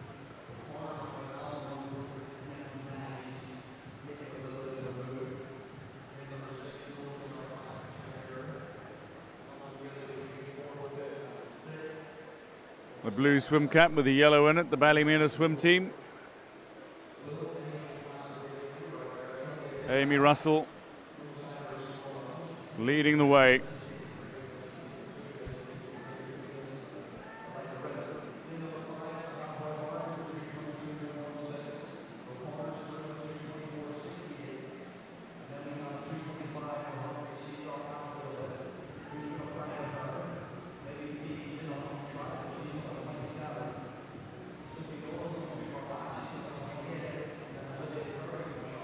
little bit of a battle developing here between Dara O'Connor in 4 and Louisa Humphreys in 2. But leading the way is Amy Russell in 5. Coming up to the 250-meter mark now of this women's 400-meter. 2:59.65 by Amy Russell. She leads by effectively 3 seconds from Dara O'Connor. Louisa Humphreys, a 3:03.45. Emily Dickens has got herself into 4th position. Some swimmers are using these championships as final preparations ahead of the European Under-23 Championships, which are going to be swum in just a matter of weeks here at the National Aquatic Centre in Blanchardstown. But these Summer Nationals, though, the final event of the year for so many young swimmers, and a very fine event that has been hosted by Swim Ireland. This HBV production brought to you by Swim Ireland, for Swim Ireland.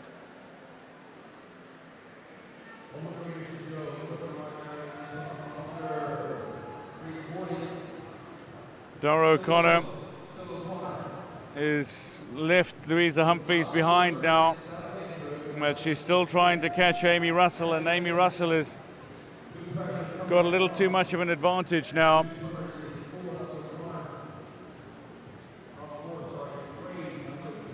It's about posting quick times, it's about trying to post personal bests for many of these swimmers.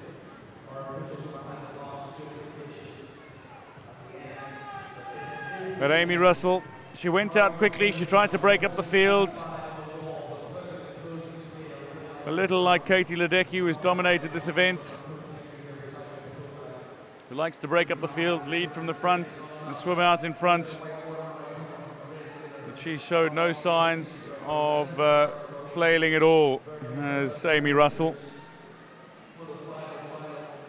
She's kept her advantage and she'll keep it ahead of Dara O'Connor, who will touch second, but the winner, Amy Russell, of 4:51.78. That's the first time she goes sub 4:54. Dara O'Connor, 4:55.17. Emily Dickens, 4:56.89.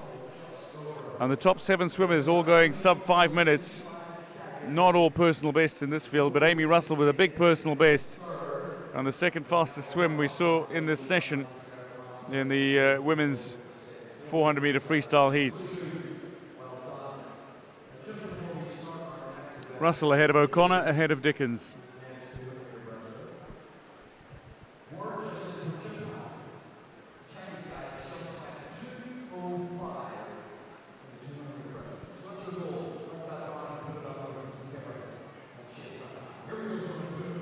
The men's 200-meter breaststroke next, as the action continues in the second session on day 3. A handful of heats for you to enjoy. 8 heats to come.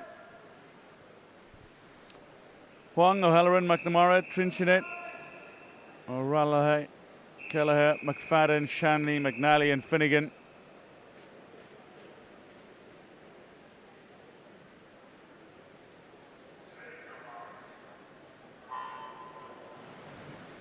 A tremendous start from Kevin McNally, the 15-year-old, going off brilliantly. The man who's leading the way, though, is Robert Trinchinet, going in lane 3. Very long stroke, very comfortable stroke in the water, 3:08 swimmer at his best. But he's heading out at a decent pace. Has he got the back end speed to hold on?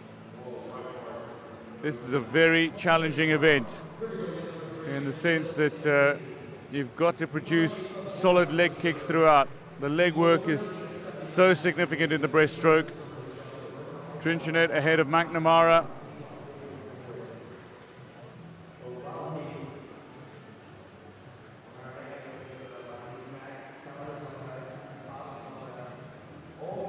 Looks like O'Rallagh is third at the moment.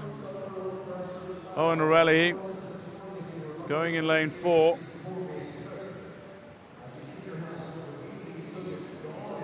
With the NAC swimmer in 3, Robert Trinchinet is undoubtedly in front, coming up toward the 100-meter mark. Does he have the back end speed and can he hold his composure? Does he have the endurance as well? 1:24.64, 45.85. The quickest of the swimmers coming to the wall over the last 50. So just extending his advantage in the pool.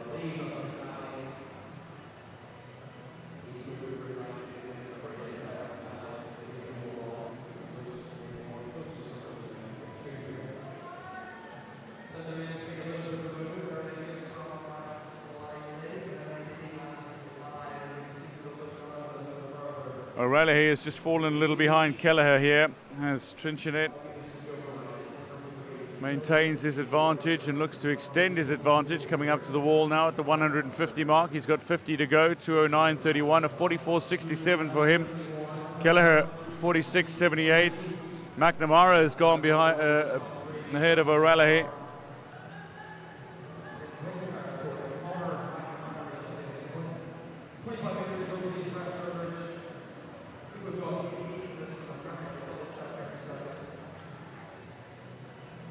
Very comfortable looking swim from Robert Trinchenet. How fast can he go though? He looks to be just upping the tempo, upping the stroke rate a little as he comes towards the wall. He's definitely going to go sub 3 minutes, but how quick will he go? A 2:53.49. Robert Trinchenet with a massive personal best. He'll take that. A 3:08 swimmer at his best before this. That's an improvement of nearly 15 seconds on his best time. Owen Kelleher finishes second. Conor McNamara, 3:02.47 for him. He touches third. And McNally fourth, 3:04.64. O'Reilly, 3:05.10. He touches fifth fastest.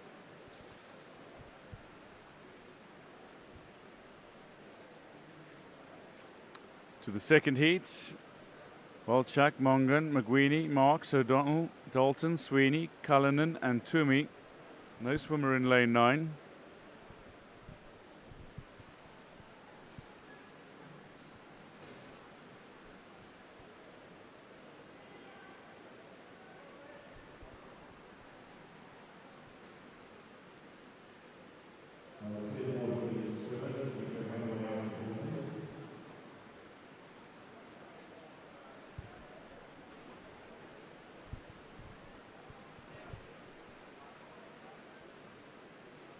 Just an opportunity for the swimmers to exit the pool before the next race gets underway. As some matter is being discussed, it seems.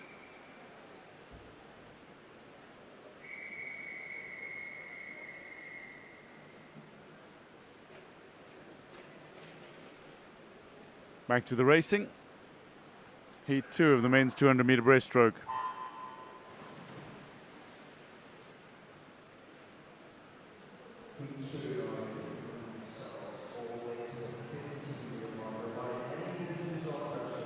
Finn Marks going in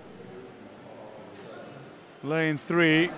Sister Holly is swimmer as well at these championships. Looking really strong at the moment is Finn Marks.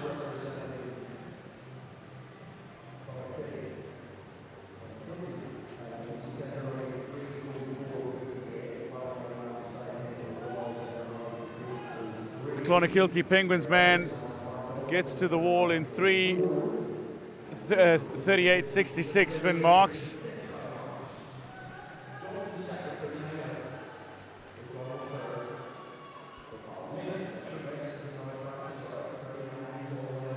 Swimming with the South African swim cap.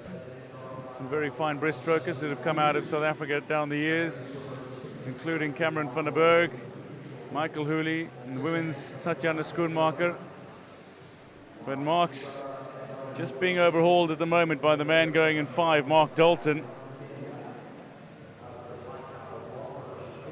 So Dalton showing a much better 1:23.88. Marks is second. Hugh O'Donnell third at the moment, and fourth is McGuiney. O'Donnell of Ballymena a little down at the moment, but showing signs of a little bit of a fight back here. Mark Dalton is leading the way, the Aer Lingus Swim Club member.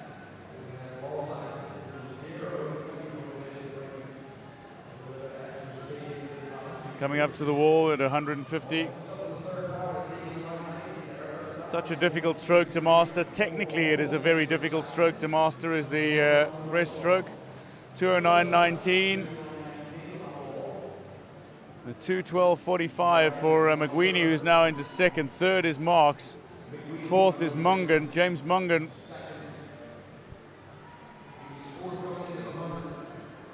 But Mark Dalton, he will not be caught. Finn Marks shortening up the strokes now, going in lane 3. Going in lane 2 is McWeeny alongside him, who's only just in front at the moment. Those two battling for second. No doubt about Dalton in front. A best of 3:04. He's going to come to the wall in well under 3, a 2:54.62. And that is very good swim. It looks like Marks just got to the wall ahead of McWeeny. Indeed he did, a 2:58.66 ahead of McWeeny.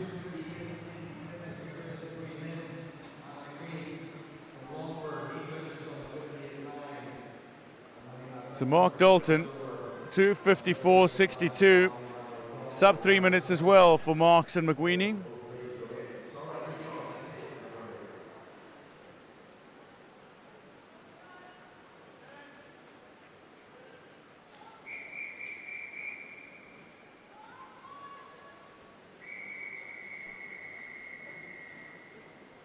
So to heat 3 now we go. Kilcommons, O'Sullivan, Lavin, McIntosh, Brennan, McAloon, Burke, Higgins, Bishagirkas and O'Donnell. Bishagirkas looking good off the starters blocks. But going in lane 5 is Conor McAloon.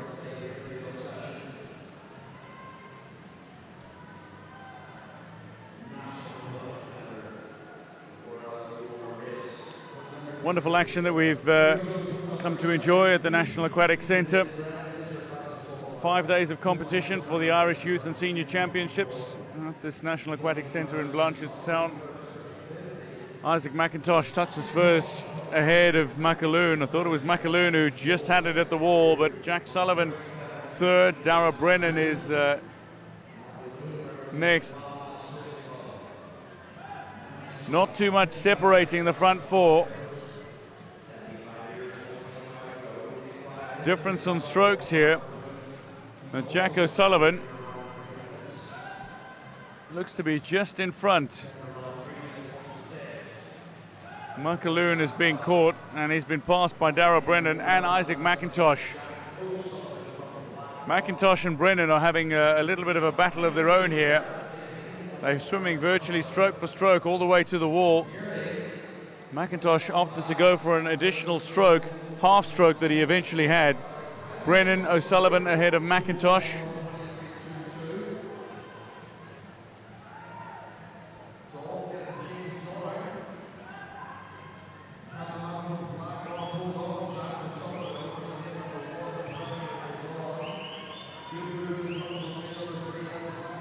Jack O'Sullivan is having a battle with Dara Brennan now. Isaac McIntosh not quite fallen by the wayside, but he's just a touchdown on the man in lane 4, Dara Brennan. We're coming to the 150 metre now at 2:09.35. It's Brennan who's touched ahead of McIntosh, ahead of O'Sullivan. Lavin is still in this race, but a little down now. A 45.64 for McIntosh though was impressive. Can he get himself into a lead and manage to hold on there? Isaac McIntosh looks like he's got enough in the pool, he's got enough in the legs. Strong kick from Isaac McIntosh. Shorter, choppier strokes now, but he's got enough power. And will look to take it to the wall. Looking at his time, he's gone sub 3 minutes by some margin, Isaac McIntosh. Dara Brennan touches second, Michael Lavin is third, and Jack O'Sullivan at 2:57.44 as the top four swimmers go sub 3 minutes. Personal bests for the top four swimmers.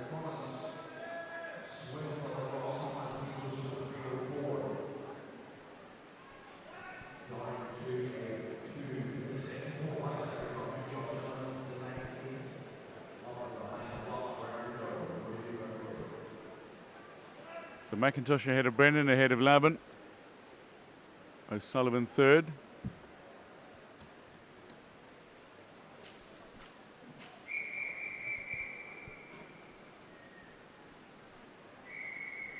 To heat 4 we go. Fee, O'Neill, Bugler, Brennan, Kavanagh, Monaco, Steins, Whelan, Pershing and Martin.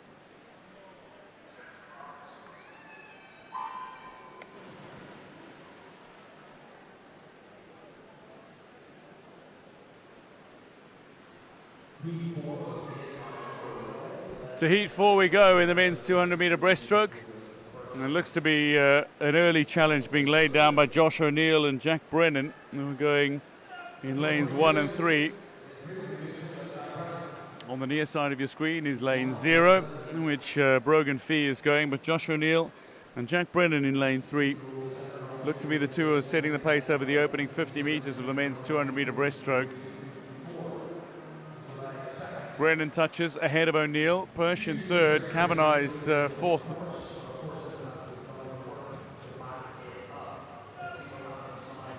Delighted to say that David Thompson and India McGlynn have made their way to the commentary position as well. We'll be hearing from both of them as the session continues, session 8 on day 3 of competition. We're more than midway through the Irish Youth and Senior Championships now here at the National Aquatic Centre in Dublin. 15 sessions in all across the 5 days. We're into session 8. The men's 200-metre breaststroke continues. And O'Neill and Brennan are at the moment being overhauled by Pershing. Just want to see what he posts over this last 50, because Pershing has absolutely caned it. A 43.14 ahead of O'Neill's 45 and Brennan's 45. Yeah, he set the early pace as Pershing. 43 on that second 50 there.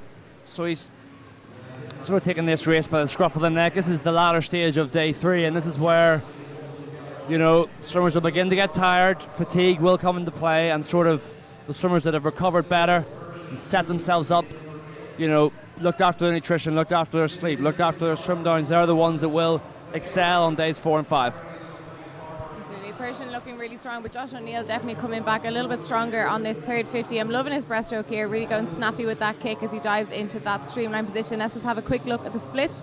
It's Josh O'Neill picking up the pace, 43.78. Peter going a 48.38 on that split there, so definitely a good bit slower than the second 50, and it really looks like Josh O'Neill is starting to pick up that stroke rate as he comes down the last 35 metres of this 200-metre breaststroke. So we have Josh O'Neill entry time 2:59.51. Looks like he'll be breaking that PB today. Yeah, Josh O'Neill has made this race his own now, and in the back 50 he's really come into it. At 43 that he posted over the last 50 metres to get up to the 150 metre mark has set him up very nicely indeed.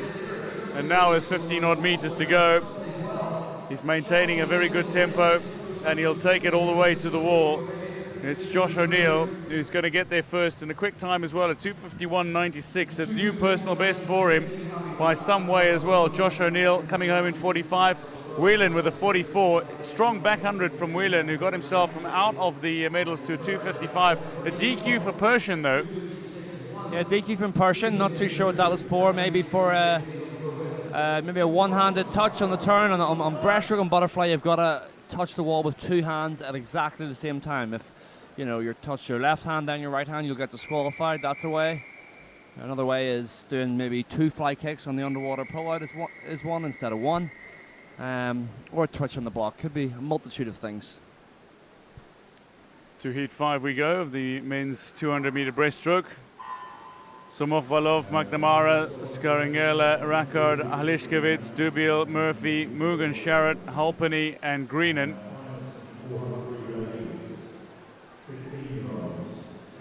This is certainly one of the more technically difficult races to swim, particularly the 200-metre breaststroke. The stroke itself is particularly technically demanding as well. It's probably one of the most it is the most coordinated stroke that you have to perfect when it comes to the breaststroke. So the timing, when you put in the kick, when you glide into that streamline, and making sure you don't glide too much as well. So it is trying to fine tune basically the breaststroke. And we spoke about it earlier in our earlier session where fly and back roll, you want to get out hard and then really just try and hold on to that pace. When it comes to the breaststroke, you don't want to push yourself too hard in that first 100 meters because, again, the leg kick is where you're going to get most of the work from. And if you build up that lactic acid, majority of your muscle mass is going to come from your legs. So if you build up that lactic acid from the first 100, you're not going to be able to maintain it for the second 100. So it is very different to our other 200 meter events. Now, India McGlynn, one of the things that people might not know about you is in amongst your swimming success as well is that you've got a master's degree already. You're doing a second master's degree. I've got to ask you, considering that you're studying nutrition, how much of the nutrition aspect these days comes into modern day sport and professional sport in particular as well? It's extremely important. So not just when it comes to performance nutrition, but also recovery nutrition as well. A lot of people don't factor in that recovery is just as important as their actual training. Recovery is when your muscles are going to build. Recovery is when your muscles are going to allow time to rest and actually perform a lot better. So there's so many aspects of nutrition that these swimmers should be focusing on. Probably one of the biggest questions that I get from coaches is, what should my swimmers be eating on the day of competition? But it's not just the day of competition that swimmers should be focusing on. It's an all-rounded, it's all year they should be focusing on it. Just like they're training, they should be training when it comes to nutrition as well. So good nutrition, 365 days of the year. Obviously we all have to live our lives as well, but it's not just competition day that they should be focusing on those kind of aspects. Well, that is a very insightful answer, undoubtedly. Thank you, India, as Rackard leads the way. Scarangella second, McNamara at the moment third.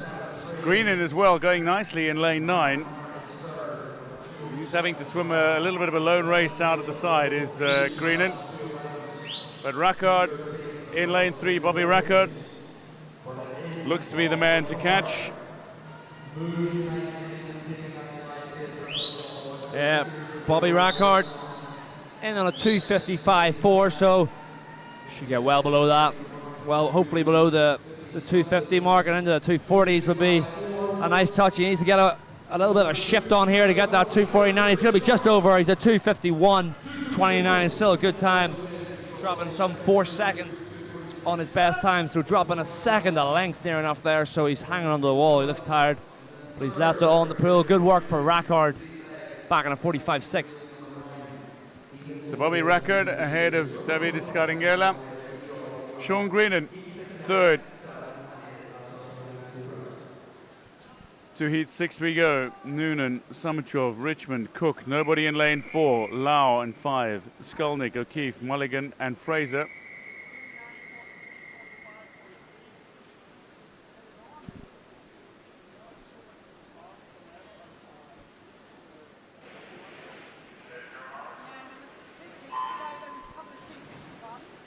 Away we go in the 6th heat of 14, but of the 8 that we'll show you in this session. It is the men's 200 meter breaststroke. And not really an early advantage, but looking to make it count is Jamie O'Keefe going in 7. Yeah, looking pretty bunched up there at the bottom of your picture. In number 3 with quite a high stroke rate, that's Sean Cook. Like Dwayne said, top of your picture, O'Keefe and Mulligan taking the early reins on this one. 35.6 from a 35.7. Cook slightly back in a 36.2, but well, this race can change, leads a lot, so but at the minute I really like the look of O'Keefe from the Ireland English swimmer, coached by Alan Turner here in Dublin. So just coasting through this second 50. Yeah, O'Keefe has had some pretty impressive breakouts there. So off the dive, pulling on that first 2 strokes, he gained a couple of shoulder lengths ahead, I'd say, of the rest of the field, and the same on that turn as well. He hit the wall dead on, and then a nice breakout as well coming into that second 50. So let's just see what his split is going to be coming into that first 100. So 41.79, definitely fastest in the field here. Majority of the rest of the field going 43, 44, 42. So it looks like Jamie O'Keefe has got a solid lead from the start. Yeah, Cody Lau as well, going nicely in lane 5. He swam a 42 over that last 50 meters, just getting himself back into this race. And there's no doubt about the man in front, leading in lane 7, Jamie O'Keefe, the Aer Lingus swimmer. Yeah, looking strong. Talking about splits, news coming out of World Championships in Fukuoka, the men's 200-meter breaststroke world record, this exact event we're watching, it was broken by a Chinese swimmer, Qin. He went a 2:05.48. 2:05.48, yeah. 0.5 faster, the world record from Zach Stubblety. Who was second? Stubblety Cook was second. The old world record was second in a 2:06.4. So, just for reference, his splits. We're looking at splits here. Obviously, these are junior swimmers in Ireland, but Qin went out in the 28th, then he was 32.1, 32.6, 32.1. That is terrifying. So he won the 50, the 100, and the 200. I don't think anybody's ever done that before. No. Scary. 2:05.4. That is remarkable. And speaking of remarkable, hoping to produce the remarkable here in the pool. He's certainly dominating at the moment. Is Jamie O'Keefe in this heat? He's going to be bringing it home very comfortably. Good swim. 2:43.33. Yeah, well under there. He was entered on a not 2:50. Nicely under his best time. Cody Lau, I beg your pardon, coming home. And we are seeing that, aren't we? We seem to see outliers taking it out, you know, by the third 50, especially coming to that last length, they're just extending their lead. We're not really seeing, we're seeing big gaps, aren't we, from first to second? We are. Ethan Noonan had a good swing though, so going out on the 35, back on 44, but then the second 100, 42 and 42, so strong swim from the outlier there. Heat 7 we go. Sudmari, Caraher, Walsh, Gracie, Lee, Pinto, Reid, Egan, Corbett and Laszlo Molnar.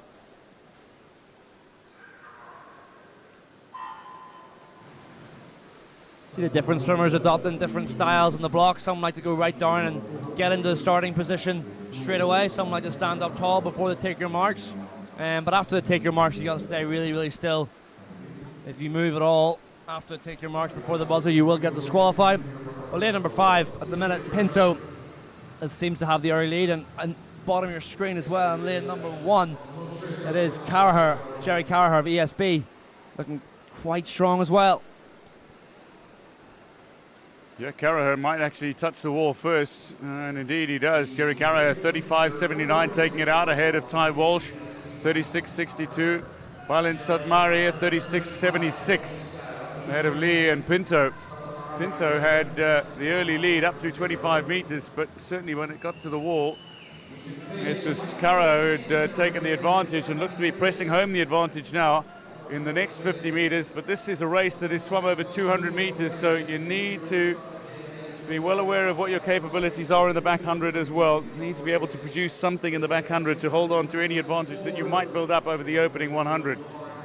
Yes, I think Jared Caraher, he is a tall and he's a strong lad, but I think that first 50 might have just been a little bit too high in a stroke right there. I definitely feel like, I think he's going to feel it now coming into this third 50. 42.7 his split there, pretty much even amongst the field. But I think, yeah, then this third 50, that stroke rate seems to be dropping just a little bit there from lane number 1. Yeah, I mean, this is kind of more bunched up. The swimmer right above him, the Temple Oak swimmer, that's Tab Walsh. You know, just kind of biding his time. And then the swimmer below him as well, I think that's a Sunday's Well swimmer.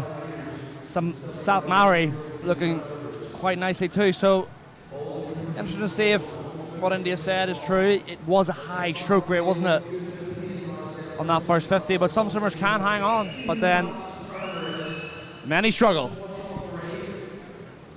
Hanging on for now, 42.2 on that split, so still holding on to that pace, but the others are hunting him down.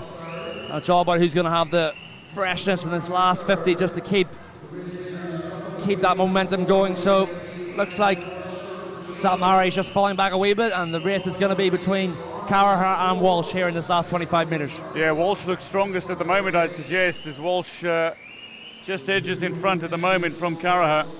Ty Walsh, the 17-year-old, up against the 16-year-old Jerry Caraher from ESB.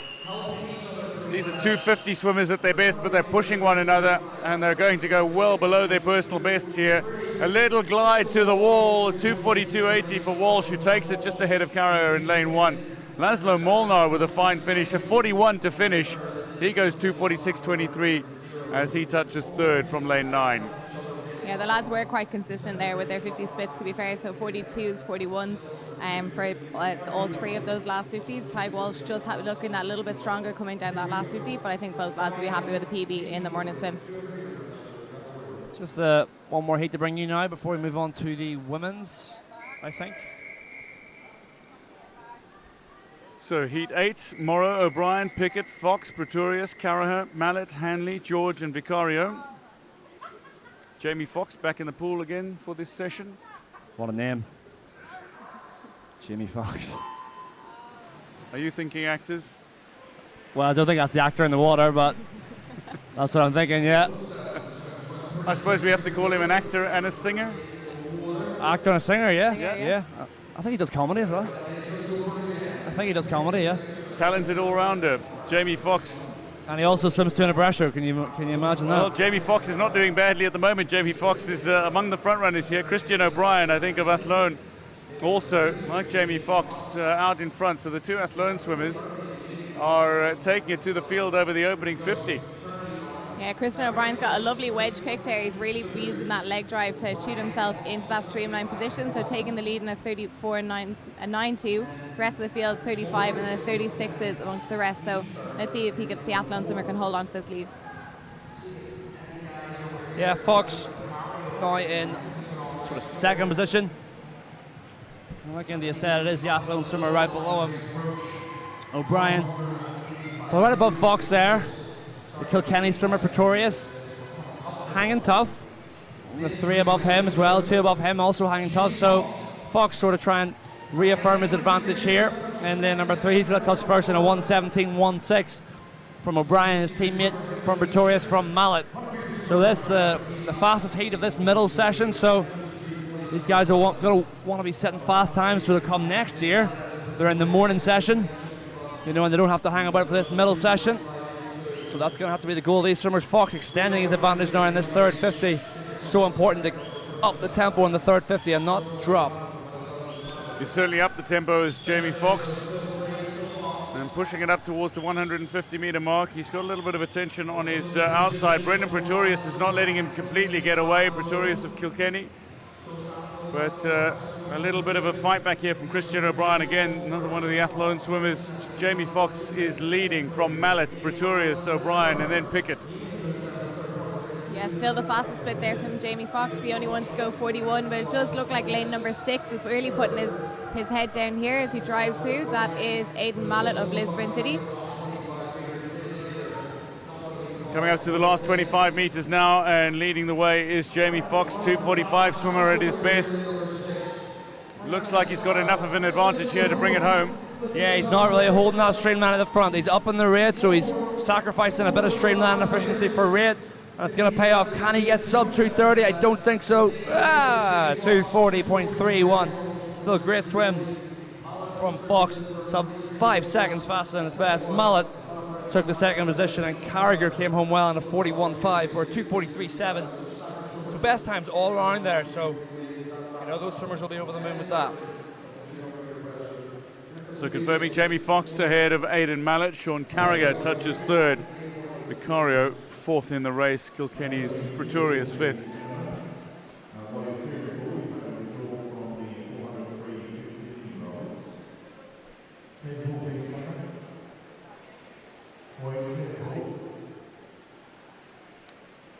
To the first heat we go of the women's 200-meter breaststroke. Cronin, O'Flaherty, Steiku, Giles, Morrissey, Ibarth, Martin, Andrews, Hickman and Henderson.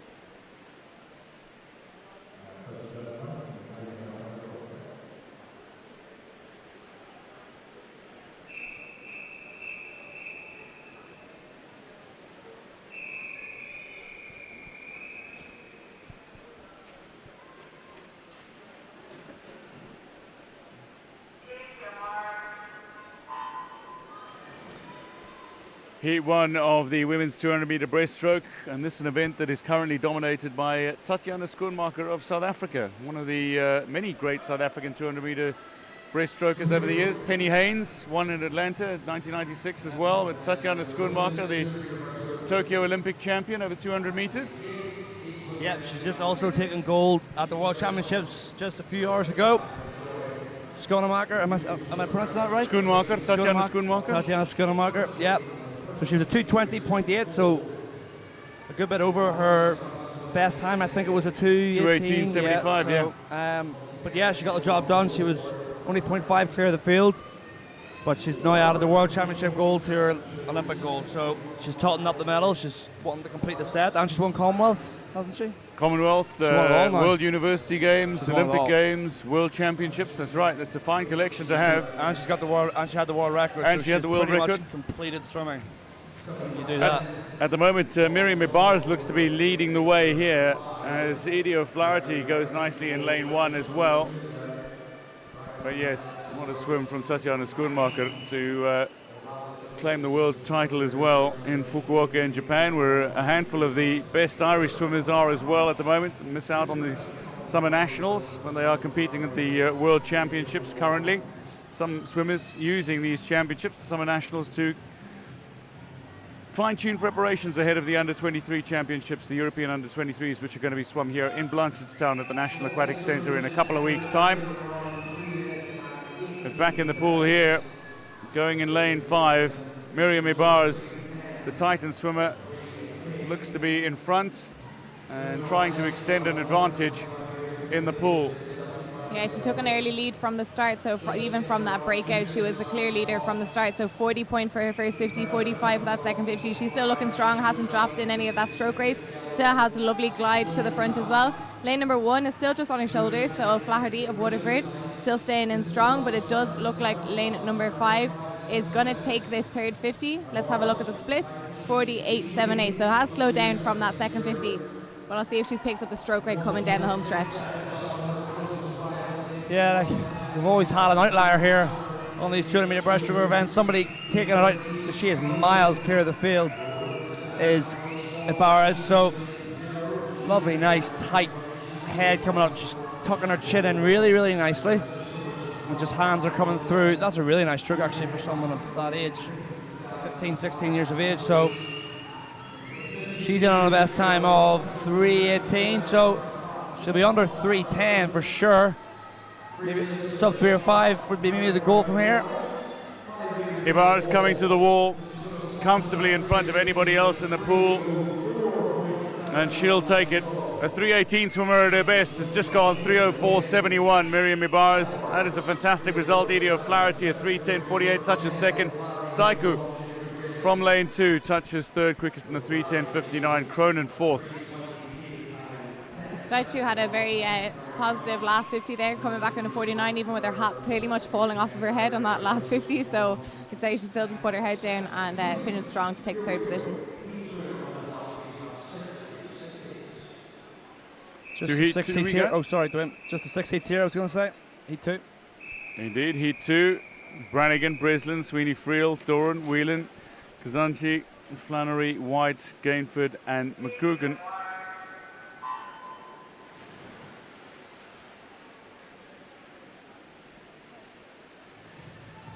Second heat of the women's 200-metre breaststroke, and a little bit of an early advantage here from White going in lane 7. She looks to be pushing the pace early out wide, but so too going in lane 1, Amy Breslin. Yeah, a bit more bunched up here, so it'll be interesting to see how this plays out. We had a 3:04 in the last one, so it'll be interesting to see if any of these swimmers can drop down sub 3 minutes. I mean, the fastest end is a 3:14, but at this age, your best times can be some 20 seconds sometimes. So, you know, so we will probably get an outlier, somebody who takes it out fast. At the minute, it is Brannigan all the way out in lane 0, closest to you. Excuse me, and a 41.9, but very, very close from Sweeney Friel as well. Yeah, Lucy Brannigan here just at the bottom of your screen. She's taking the early lead. She does have an interesting stroke. There's a lot of head movement there from Lucy Brannigan, so she's looking up and then popping her head back down on each stroke. So maybe just trying to keep that head a little bit more still might allow her to go for a stronger drive, which you can see there in lane number 3 from Sarah Doran. So she's keeping her head a little bit more looking towards the water, and she's really driving into that streamline position, which is giving her an advantage here coming down the second 50.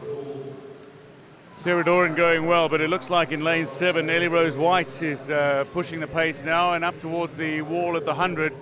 It is White who is leading, a 46.70 over that last 50 metres, 129.73. She touches in at the 100-metre mark, 200-metre race, but it's White ahead of Doran. Yeah, it came out of nowhere almost on that second 50.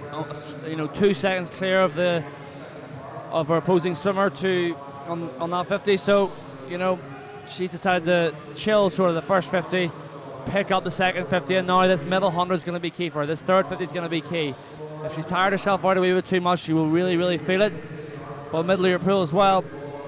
In lane number 3, Sarah Doran, the Irish swimmer, trying to keep her dominance a fruit. She's pulled away from the rest of the field around her, but still in 7 it is White.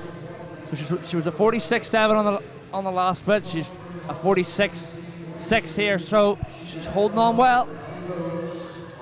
White lost a little over that last 50 metres with a 49.69 as she tired herself out.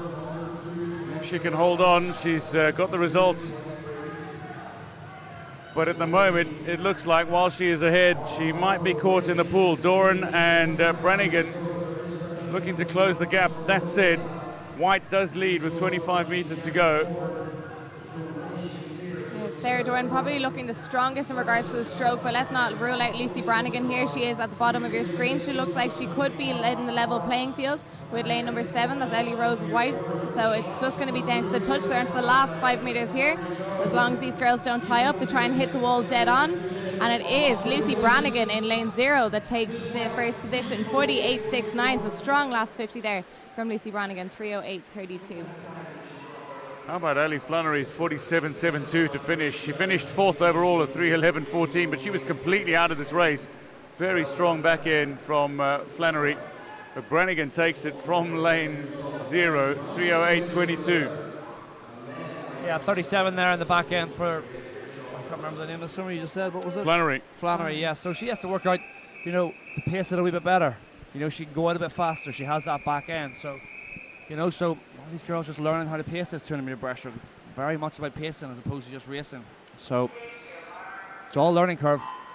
To the third heat of the women's 200 metre breaststroke we go. Mulhern, Kearney, Ryan, McElroy, Lennox, Keane, McKeown, Bergen, O'Connell, McManus and Foran. Going in lane 3 at the moment, it's Asha McElroy who looks strongest, the Larne swimmer. And she looks to be taking it out relatively hard. A 3:12 swimmer at her best. We've seen so many personal bests posted at these championships.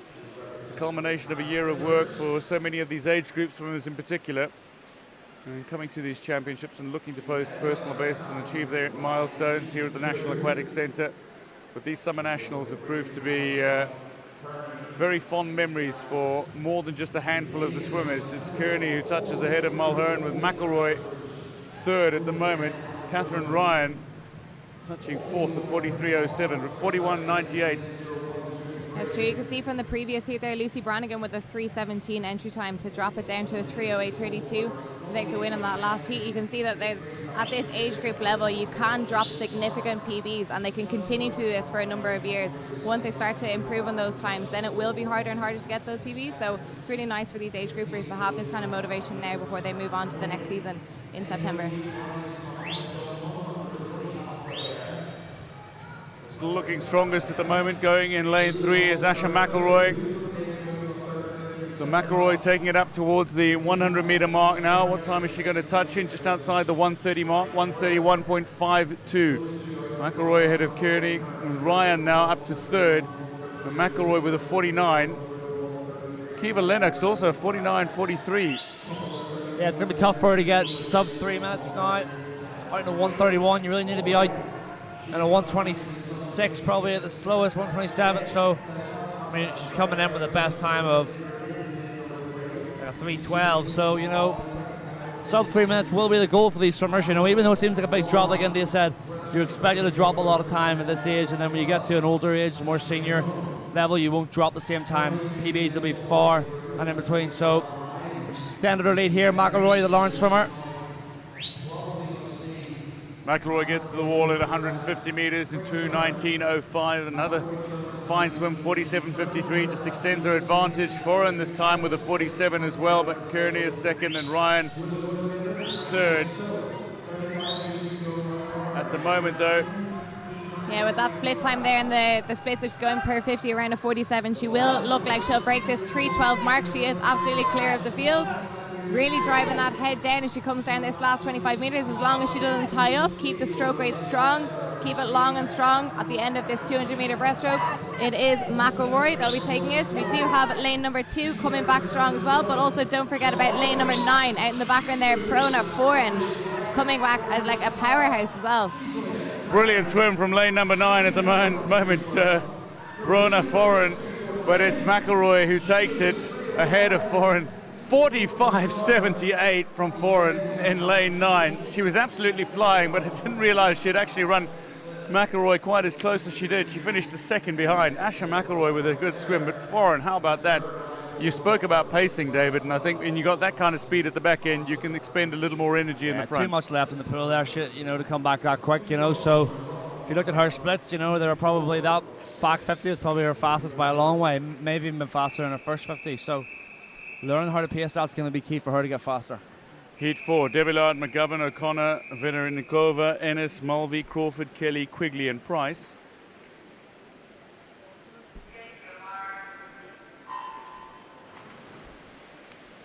A little sluggish from Ennis on the starter's blocks, but into the water, and she's into her race now. Going in lane 3, it looks to be Alexa Verenikova who is leading the way, a 3:10 swimmer at her best. Up to the 25-meter mark, Alexa Verenikova is leading. Mulvey is looking to push back a little, and so too is Ella Ennis. Once she's into her stroke, looks really good, but not the best of starts from Ennis, and needed to make up a little bit of a deficit there. But going in lane 2 very nicely as well, Blanett O'Connor. Yeah, the start important on the 200 meters. Yeah, very important. We spoke about the 400 earlier, or the 1500 or the 800. How important is the start? Not as much, but on any 200 stroke, the start is very important. So, you can make up a lot of time on a start. If you're at 0.3, 0.4, 0.5, slower to 15. Some of these swimmers maybe even a second slower than their counterparts to 15 meters. That's a whole second of the race before you've even really taken a stroke. So, it's still very important to work on those skills, but it hasn't seemed to affect Ella Ennis really. She's clawed it back really, really nicely to take but a full body length lead here actually coming into this 100-meter mark. Nice low head position, keeps the chin in, so there's not that much up and down movement. She's going to touch the wall on roughly about a 126. Yeah, 126.5 for Ennis. A good 2 odd seconds clear of the field. Ellis ahead of Mulvey, ahead of O'Connor. Verenikova, who is right up there and leading at one stage early in this race, is down just a little. But Ella Ennis, as you say, David, a grand recovery after that disastrous start nearly. Once she got into her stroke, she looked comfortable, and she's looking to control this race, dictate terms, and impose herself on the swimmers around her. It's true. David talked about it, so it's the skills that they really need to work on sometimes when it comes to swimming. So when it's underwater work and it's to the 15 or it's off the turn, if you can gain half a second, 0.7 of a second without actually expending any energy or not having to use your stroke, even just gaining on that time without the swimming part, that's where these girls are going to make those massive PBs. Ella Ennis leading 47.79, but Lily Crawford a 47.30, swam the quickest over that last 50. She's 2:16.90 at the walk and is second behind Ennis at the moment. Lily Crawford going in lane 6, Ella Ennis going in lane 4. Molly Mulvey, somewhat surprisingly, is just a little out of this race. Yeah, and then up in lane number 6 as well there. Lily Crawford is that, I think, having a storm in the last 50. But it is your leader at the minute, Ella Ennis. She'll be looking for sub 3 minutes. She might just be off it. I'll tell you what, Crawford is having a storm in the last 50. Is she even going to get her? Maybe she might. But here we go. It is going to be Alice. Yeah, 3:02.1 and Lily Crawford with a 45.7 back half. Or back quarter, I should say, for a 3:02.6. Good swimming there. Ennis ahead of Crawford, ahead of Quigley, who was also relatively quick on her back 50. Ennis ahead of Crawford, ahead of Quigley. 3:02.12 wins it.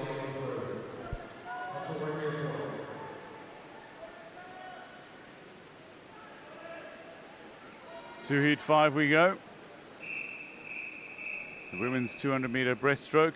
Steins, Manning, Joyce, Swinburne, Joyce, Whelan, Byrne, Dimitrenko, Stewart and Fabian. Lovely shot there of the National Aquatic Centre. See the diving boards behind. This built for the European Short Course Championships in 2001, where our pool deck commentator Andrew Bree won silver medal in the men's 200-meter breaststroke, and he was 7th with a length to go, and he came 2nd. So he just shows you're never out of it. So that's what it was built for. And then some 20 years later, it's going to be hosting its next international event in the European Under-23 Championships just 2 weeks from now. So great pool, great arena that we have over here in Dublin. And being blessed with a little bit of sunshine. It's just breaking through a few of the sun's rays, breaking through the translucent sections of the roof that covers the National Aquatic Centre. Looks to be Joyce who's leading the way, just ahead of Swinburne at the moment, with Whelan currently 3rd. Whelan going in 5. Joyce going in 4 alongside her. But it's the shark swimmer going in 2 who is in front. 3:09.25 at her best. Yeah, Amelia Joyce having a very strong first half of this 200-meter breaststroke. We've seen her in previous events in this competition, and she has been looking strong in regards to her own personal best. So her entry time is a 3:09.25. She's going to be looking to go out around 1:26 mid if she's going to want to break that 3:09 mark. So let's just see what she's going to get here on the turn. So they're not coming up on the screen, but it was a 1:28.71 there for Amelia Joyce in lane number 2. Fabian has got herself into 2nd. The shark swimmer going out in 9. I can't just say the shark swimmer at the moment because there's 4 shark swimmers in this field. Amelia and Isabel Joyce, Rachel Whelan, and indeed Rika Fabian, who's out in 9 and has just lost a little now. She extended herself, I suggest, in the opening 100 meters and has just fallen a little by the wayside. But going very nicely in lane 2 is Amelia Joyce, holding on to the advantage. Nobody really able to catch her at the moment. No, Amelia Joyce changing up her stroke rate just a little bit, definitely going for a bit more of a glide down this third 50, so she may be saving herself for this last 50. Bit of a half stroke there coming into the turn, 46.71, so she's at a 2:15.42. Looks like she could break that PB that she entered in on 3:09, and definitely starting to pick up the stroke rate here. So yeah, very rapid turnover. Yeah, great stroke rate. India picked up on it straight away. That up on that stroke rate, and the shark swimmer is going to leave the rest of the field for complete dead. Just picking up that stroke rate really nicely, and if you counted her strokes each length here, this length she'll probably have taken about 5 or 6 more strokes. But right above her as well, the swimmer in lane number 3, Swinburne, looking quite strong as well, the dolphin swimmer. But it's going to be Joyce. Is she going to get sub 3 minutes? I think she might. Get her hand in. Yeah, 2:59.94. Back at a 44.5. Great swim from her. Sub 3 minutes. The first one we've seen in this middle session. Swinburne, a great back 52 in a 3:01.6. But Amelia Joyce reaping the benefits of just upping that stroke rate on that last 50 metres and sacrificing a wee bit of efficiency for that rate. 2:59.94. I'd love to get the camera there on Swinburne. She looked so happy when she touched the wall there, 3:01.64. So I'm sure she would have liked to break the 3 minute mark, but to see someone so smiley after 200 metre breaststroke was lovely. Heat 6 now, the last of the heats that we'll see in the women's breaststroke in this session. Cunningham, Jacobs, Gray, Burge, Funge, Lambert, Knight, Hayes, Markey and Catney.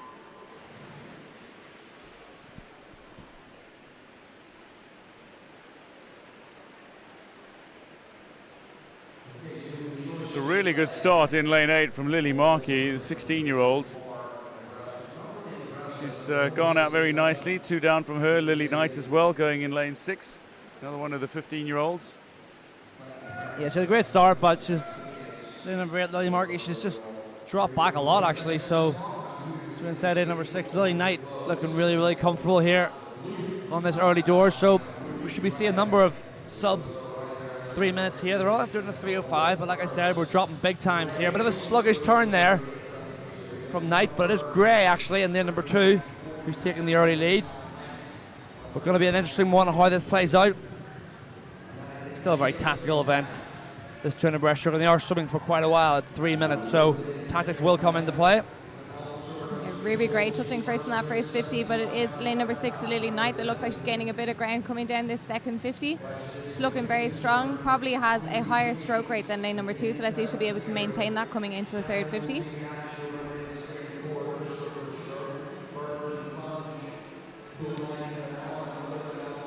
So Lily Knight, is she going to get to the wall first at the 100-meter mark? She turns now. 124.51, 125.20 for Ruby Gray. Just a little behind her. Funge currently third. Hayes fourth. But now looking to pull away is Ruby Gray. Has she saved her energy and able to up the tempo in the closing stages of this race? She looks like she's going, and Lily Knight doesn't have any response to Ruby Gray. No, she looks to be up on her stroke rate.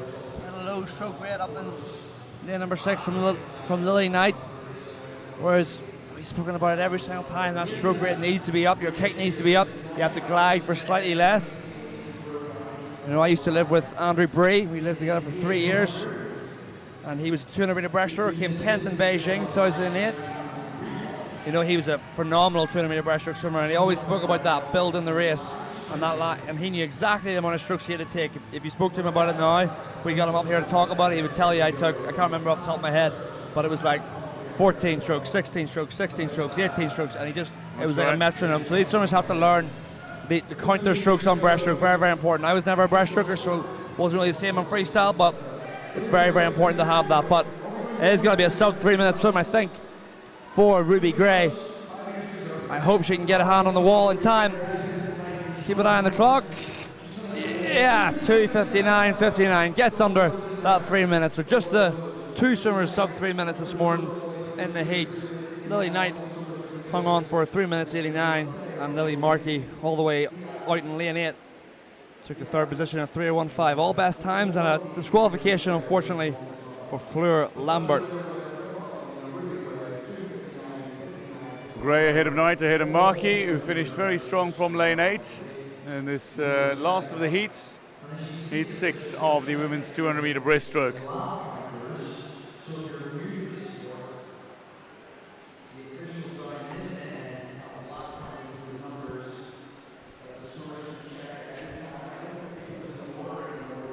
Well, next on the program, we've got the 1,500-meter freestyle heats. This is not going to be swum as a final, qualified for a final. This is you swim, you post a time, and the fastest 3 times will get medals. Yep, 100%. So the likes of the World Championships, European Championships, Commonwealth Games, whatever it might be, they will have heats for the 1500 and the 800.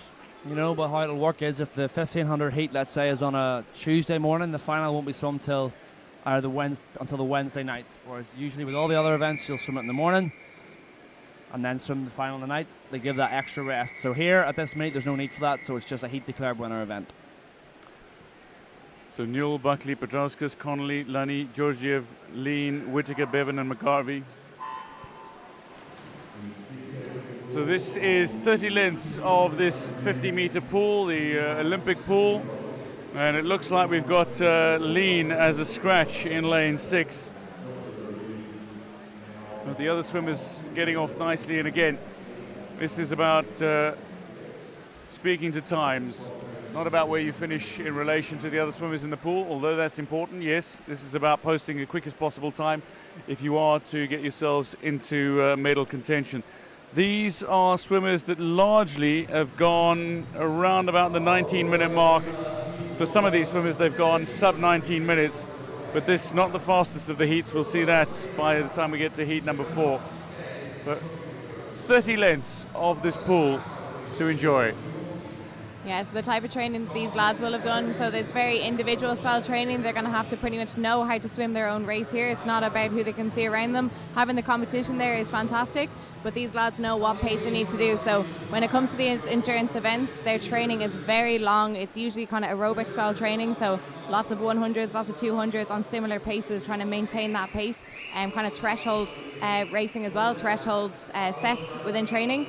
So these lads know what they have to do. They just need to get in, find that rhythm from the start. It's not like the 400 that we spoke about earlier. It's not about building per 100. It's pretty much setting that pace and trying to hit it on every single 50. Georgiev leading the way at the moment from lane 5, the ESB swimmer. Adam Whitaker as well, the ESB swimmer in lane 7, currently tucked into second position.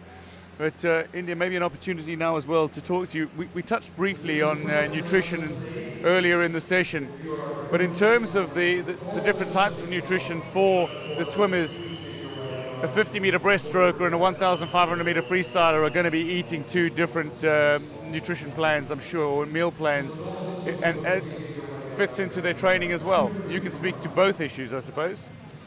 Yeah, so when it comes to swimming, in regards to like when it comes to basic nutrition in athletes, there's so many different areas you need to focus on. So you need to focus on training nutrition, you need to focus on pre-race nutrition, you need to focus on the day of the race nutrition, and you also need to focus on recovery nutrition. So all four can be quite different. When it comes to race day nutrition, I guess in regards to kind of sprint events versus endurance events, there's not that much of a difference, because if you take, say, sprinters, even though they're only maybe doing a 50 or a 100 on the day, you need to take that they're doing a 2 kilometre warm-up maybe, then they're doing their race, then they're doing their swim down, then they're getting back in for a warm-up, then they're doing a race, then they might do a relay, then they might do a swim down again. So a lot of these swimmers might still actually be accumulating quite a lot of distance. And endurance athletes or endurance swimmers usually only have the one race, so they might just do their warm-up, their race, and then their cool down. So both swimmers can actually be accumulating the same amount of distance, same amount of exercise within the one day. So on the day, I just think all swimmers really need to focus on that recovery nutrition, getting good source of carbs, good source of protein back into their system, probably leaving the fats away from race time, but still getting them incorporated into the system as well. So yeah, in regards to race day, I think swimmers would usually eat the same kind of nutrition. Okay. Yeah. So just to pick up on that, there was a swimmer I swam with at Loughborough, I cannot remember his name now. It doesn't matter. He was on like a very high fat diet. He was a 10k open water swimmer, and he mainly ate fats and quite a low carbohydrate diet, because in this sort of race you burn more fats than carbohydrate than glycogen. And I never really fully understood it. Like, you know, I understand that on a sprint event you'll burn glycogen, that's carbohydrate. Like after a gym session you want to eat carbohydrates. But is it sort of using the fats, you sort of going into that sort of ketosis state to sort of provide energy as opposed to carbohydrates, or? It's not necessarily that you're using fats more of the fuel source. So in regards to just people in general, some people work better off fats and some people work better off carbohydrates. So protein is probably the main macronutrient that athletes in particular do need to focus on. But then when it comes to the rest of their calories, yes, some people do work better off fats, some people do work better off carbs. And you can test that just by like going on a high carb diet and then going on a high fat diet and just seeing how your performance reacts to that. Now when it comes to a 10 kilometre, probably because of what he's training for, his sessions are quite long, so trying to get the same number of calories in regards to carbs versus fats is going to be a lot harder. So he's probably on a high fat diet, because he needs to get the calories into him with less bulk into him as well. So fats are like very avocados and things like that are very high in fat and calories. Carbohydrates per gram, there's 4 calories per gram of carbohydrate, but there's 9 calories per gram of fats. So you need to eat less fats to get the calories into you. So the fact that he's doing 10k, training for a 10k, and the fact that his training is probably a lot more than say a sprinter, he probably needs to get the calories into him without feeling sluggish and without feeling like his stomach is full all the time, because trying to get that food into you as a source of carbohydrates and protein would be quite difficult. That's some knowledge, wow. Blessed with all-round knowledge here. Might ask you about the training programs just now as well, because in her spare time, which India McGlynn has very little of, she's a personal trainer as well. In amongst all the master's degrees and various other work commitments that she has. It's Georgiev who leads at the moment. 5:28.24 at the 450 meter mark. Just over 1,000 meters to go in the pool. Georgiev ahead of Lunny. Bevan touching third fastest. And then Connolly. Big gap here. Nice long stroke going back to the action in the pool from the swimmer in lane number 5. Georgiev of ESB. Yeah, just slightly out of your shot now to the left, but he's keeping that nice flat kind of position with a high elbow. So we spoke about it yesterday briefly during the 1500s, I think it was yesterday, the women's 1500. But you don't really want to kick your legs at all. You want to have a near too big kick, just sort of making sure you're just balancing your stroke out, because the more you kick your legs, the more lactate will build up and you'll just die off. You'll run out of that. You'll use up far too much of your energy system. So the legs will just sort of be there for the first kind of 1,300 meters, and then the last 200 you want to begin to kick them switch to that anaerobic, reserve system. So really, really good here at the minute. He's coming into 19 odd lengths to go, so not quite at halfway yet, but he's built up a big, more than likely insurmountable lead at the 550 meter mark. You spoke about aerobic capacity versus anaerobic capacity, which is what the sprinters use, but how difficult is it over these longer distances when you've been using that aerobic capacity to switch and suddenly kick into overdrive, as it were, and change gears in distance events? Well, I think that, with practice, you'll get better at it, I think, because they are two separate energy systems. You'll see it a lot in the cycling. If you ever watch the Tour de France or anything like that, you'll see them, coast along. The peloton will coast along together in a group, and then at the very, very end, the sprinters will take off. They've been cycling for, 4 or 5 hours, and then all of a sudden they have this burst of energy. It's because of just being able to tap into their anaerobic system, and anaerobic training will do that. The more you train anaerobically, the more you're going to be able to use your anaerobic system. So a lot of these swimmers won't train their anaerobic system as much. They'll train their aerobic system to use oxygen, because throughout 90%, India will correct me if I'm wrong, but 95% of this race they're using aerobic. They're not really using their anaerobic. So I think it probably is quite difficult. I can't really speak from experience. 1500 wasn't my thing. I only ever was anaerobic, so you were anaerobic. I don't really know the feeling of kicking into my anaerobic system, but I'd imagine that's kind of about where it is. Yeah, so basically there would be 3 cycles within the body that produce ATP. So ATP is our energy system within our body. So you have the PCR cycle, you have the anaerobic cycle, and you have the aerobic cycle. So aerobic cycle can produce ATP at much slower but more consistent threshold. Anaerobic can only produce ATP for about 30 to 35 seconds. That's why sprinters can pretty much stick within their anaerobic system. And then the PCR is literally for very start of a race, say a sprint event. So it's like 8 seconds, isn't it? That can only last about 7 seconds. Yeah, so that would be the pretty much the 15 meters underwater, and then you'll switch to the anaerobic system. So the body is very unique, and it's an amazing thing. It adapts to stimulus very well. So if you do train anaerobically for a long period of time, you can extend that system, but not by much, only by a few seconds. So really it is the anaerobic system that a lot of these swimmers are going to be kicking into, say for the mid to long distance events. It's the sprinters that are pretty much going to stick around that anaerobic system. So you see for a 100-meter sprinter or runner, the last 10, and the males 9-10 seconds, females it's similar. They're using that system. What's it called again? That's 8 seconds long. PCR cycle. PCR. Yeah. PCR system, and like they're using so they're only using the tiniest bit of anaerobic. So their training must be literally just like so precise, because they're hardly even using their anaerobic system. A lot of that is down to genetics as well. So some people are more fast twitch fibers, which are red twitch fibers, and then a lot of people are white twitch fibers, which are slow twitch fibers. So marathon runners would be the slow twitch fibers. So that's pretty much how they can maintain that system, that aerobic system. Those that contain more fast twitch fibers can probably stick within their anaerobic and the PCR cycle just that little bit longer than slow twitch. So it is also down to genetics as well as your training schedule as well. It's Georgiev at the moment, though, back in the pool that is leading the way as he comes up to the 800-meter mark now, 9:53.23 for Denis Georgiev ahead of Dylan Lunny. It's the 2 swimmers going in the centre lanes, 5 and 4, that lead. Mike Connolly at the moment is tucked into third. He touches at the 800-meter mark in 10:01.05. Mike Connolly from Asgard, the Arklow-based club.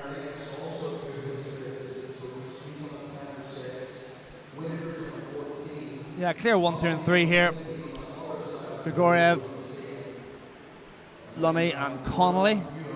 So, be interesting to see if that gap shuts slightly. I mean, Lunny is closing ever so slightly, maybe. So, but these swimmers will just be in a rhythm now. They'll just be taking over. They'll train this. They'll know exactly, how to, what pace to go at. They'll know the feeling of their body now, what pace they're roughly going.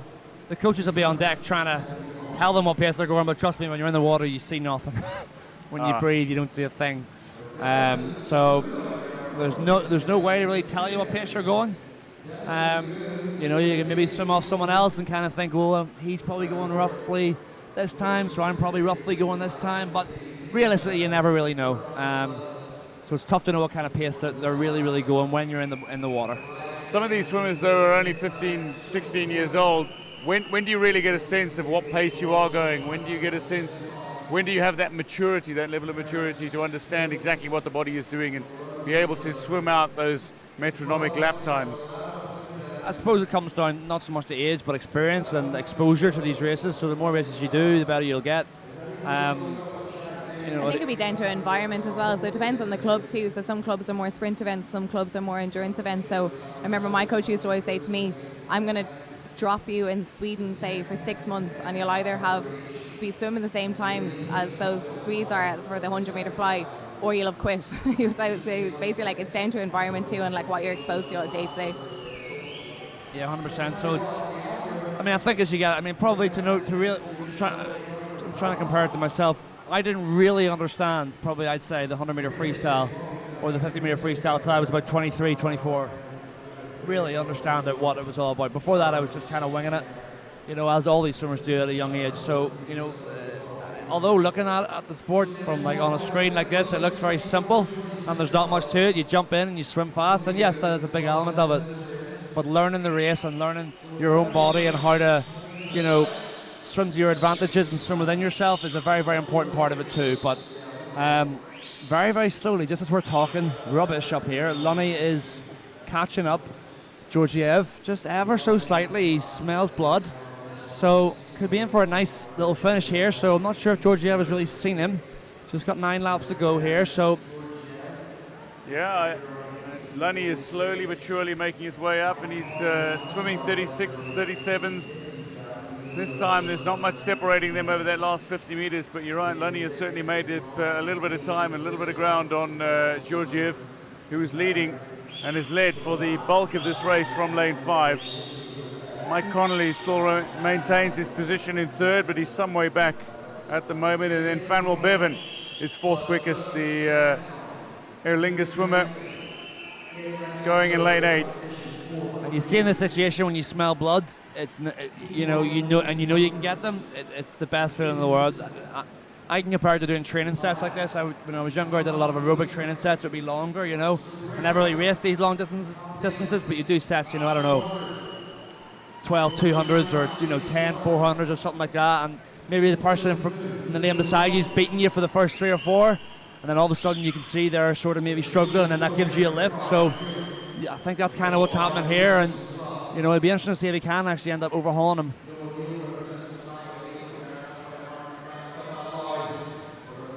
Men's 1,500 meter is the action in the pool right now. It's the first heat of 4 of the men's 1,500 meters. Denis Georgiev at the moment leading from Dylan Lunny, but not by much. And Lunny is trying to make up a little bit of ground. He's just taken 0.6 of a second off Georgiev over that last 50 meters, and it's just chipping away at the advantage that Georgiev has. Down now to 6 odd laps to go after this. Just taking a look at the legwork that's being done by these two swimmers at the front. Anything significant you spot? Yeah, so we can see lane number 4 there, Dylan Lunny definitely starting to pick up that leg kick a little bit more than Dennis there in lane number 5, and you can see that from the splits time. So Lunny going at 36.99, Dennis still on that 37 midpoint, so you can see that he's pretty much at his legs now. I think after this next 50 he should be at shoulder height if he's maintaining that pace. We're going to be moving down towards the pool, and you'll see at the end of the blocks here there are the numbers down at the end of the block, so anyone who isn't familiar with the 1500, the numbers down at the end is an indicator to the swimmers and how much they have left within this 1500 meters, and once they come to their last 2 laps of the pool they will hear a bell, so that will be when you'll really start to see these swimmers kick down. Yeah, Lunny now repping considerably faster, 0.7 faster per 50, so he could catch him up here in the next 50 to 100 meters or so. So look at the legs, they're going far more from Lunny. He's timed it to perfection. Now interesting, Georgiev may have just known he's coming and probably going to bide his time, and then when he does come then he's going to pick it up again. You see that a lot at the top level as well. So he's going to get right up on his shoulders now coming into this last 200 meters. Let's have a wee look at the splits, probably about a 0.6 difference in them. Yeah, almost a second difference actually. No, about 0.6, 0.7 difference. So Lunny repping faster, expect him to pass him now. And I think he'll probably end up taking the win here. Well, Lunny looks to be the fresher of the swimmers in the pool. Georgiev doesn't seem to have any response to Lunny's burst of pace. Into the final 200 meters, and Lunny is really pushing the pace at the moment. And Georgiev he's falling back quite some way here. Lunny in front with 150 meters to go in this race. 37.08 this time for Lunny. Georgiev slowing ever so slightly, not overly significantly. He's still in it, but it looks like Connolly is posting the quickest of the times, but he's some way back. Yeah, you see his legs going, he's left it far too late, but yeah, I think Lunny's going to just have too much here. Coming into this last 100 metres, we spoke about switching to the anaerobic system and switching to your legs and sprinting. You know, you look at any 1500 swimmer, 800 swimmer. You know, the 800 metre freestyle was won by the Tunisian Hafrene the other day, and his last 50 was a 25 point. So, you know, they can switch and really, you know, almost become a different swimmer in this last 100 metres, but Lunny is not going to be caught. Lunny looks fresher, and he certainly is pushing over this final 100 metres. 75 metres to go now in the pool for Lunny, and Dylan Lunny is taking it to Georgiev, while Mike Connolly is showing some fighting spirit in the pool. He's a little way back of these two who are out in front. Georgiev led for the bulk of this race, but with just over 200 metres to go, Lunny put the hammer down and is pushing home with 50 metres to go.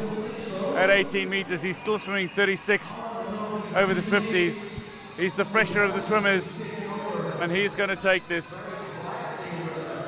Yeah, timed it perfectly. Look at the leg kick. He sat, the Leander swimmer sat good bit behind to Georgiev. So coming home now, he's in on an 18:38, so he's going to go just under that. Yep. So a small PB, but a PB nonetheless for Lunny. He's came back really strong. Finishes at an 18:35.68 with a 35.6 back end. And to Georgiev, good swim. 37.16 for an 18:40. And Connolly did come back very fast at an 18:43. I'll tell you, if he works out how to pace that a bit better, he'd be right down there around where Lunny was, if not even faster. So that's all experience, learning how to race this race. Three PBs for the top three lads are there, so they're all breaking their prelim time coming in. So I know Georgiev definitely died off there a little bit coming towards those last 200 metres, but I'm sure he'll be happy enough with that swim. Buckley comes home in 34.87. You talk about pacing, and maybe he's not quite got it right as well if he can come home in a 34.87 in this 1.5. Yeah, and also remember, you know, it's easy for us to sit here and say, oh, you know, you need to learn how to pace it, but it's a tough event. Yeah, it's a tough event to go for it. You know, when you maybe don't, these swimmers are still learning their body. You know, you don't realize how much you have left until you're finished. So, you know, in another world, they could go out too quick and then die a death, and it's not going to be a fun race, trust me, to be racing for 1,000 odd meters when you're wrecked. So, yeah. So I suppose it's sort of similar. It depends, but tough race. Paul McGarvey is finishing up his race as well. While Dylan Lunny dominated in the closing few hundred meters, he overtook Georgiev to post an 18:35.68. PBs for the top two. Very fine swims. Mike Connolly finishing very quickly with 35 odd seconds for an 18:43.25, and Evan Buckley with a 34.87 to close with a 19:10.30. Coming home now is Paul McGarvey, 15-year-old from Westport, as he touches in 20:25.13.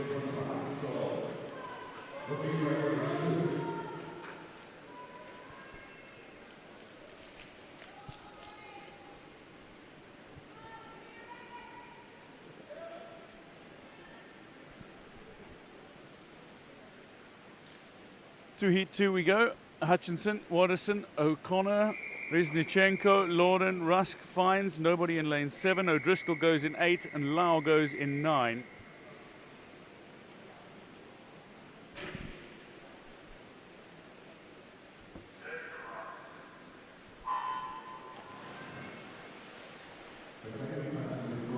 The second heat of 4 in the men's 1,500 meter freestyle is underway. A race that I remind you is all about times here. Significant because it's about posting times in your respective heat and then hoping that nobody can catch that time in the remaining heats. The medals are not going to be won in final, they're going to be won in these heats. But it depends on the times that the swimmers post. As coming up to the first 50, Watterson ahead of O'Connor, ahead of Hutchinson. 28.87 taking it out. That's a quick 1,500 metre. Looks like Watterson wants to get out first and kind of keep that lead, because that's a very quick first 50 for 1,500, 28.87. So he must be more of a leader than he is a catcher when it comes to this 1,500 metres. Watterson's had his Weetabix and his about 6 espressos by the look of it. Absolutely moving in his first 100, but expect that to settle down and expect the field to be sort of generalised by about the 300-400 metre mark. Hopefully that is a tactic and he hasn't just, I don't know, kind of gone for that dive in and forgotten that he's doing 1,500. Can you imagine that? I'll tell you a story, right? And I've never told this story before to anybody. I'm trembling in anticipation. Me too. So I'm going to confess. When I swam a 1,500 years ago in this very pool in lane number 8, David Thompson's doing a 1,500. I didn't want to do it. Didn't want to swim the 1,500.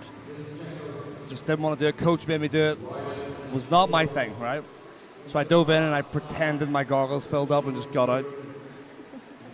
And about where they are now, I got out and just left through the door.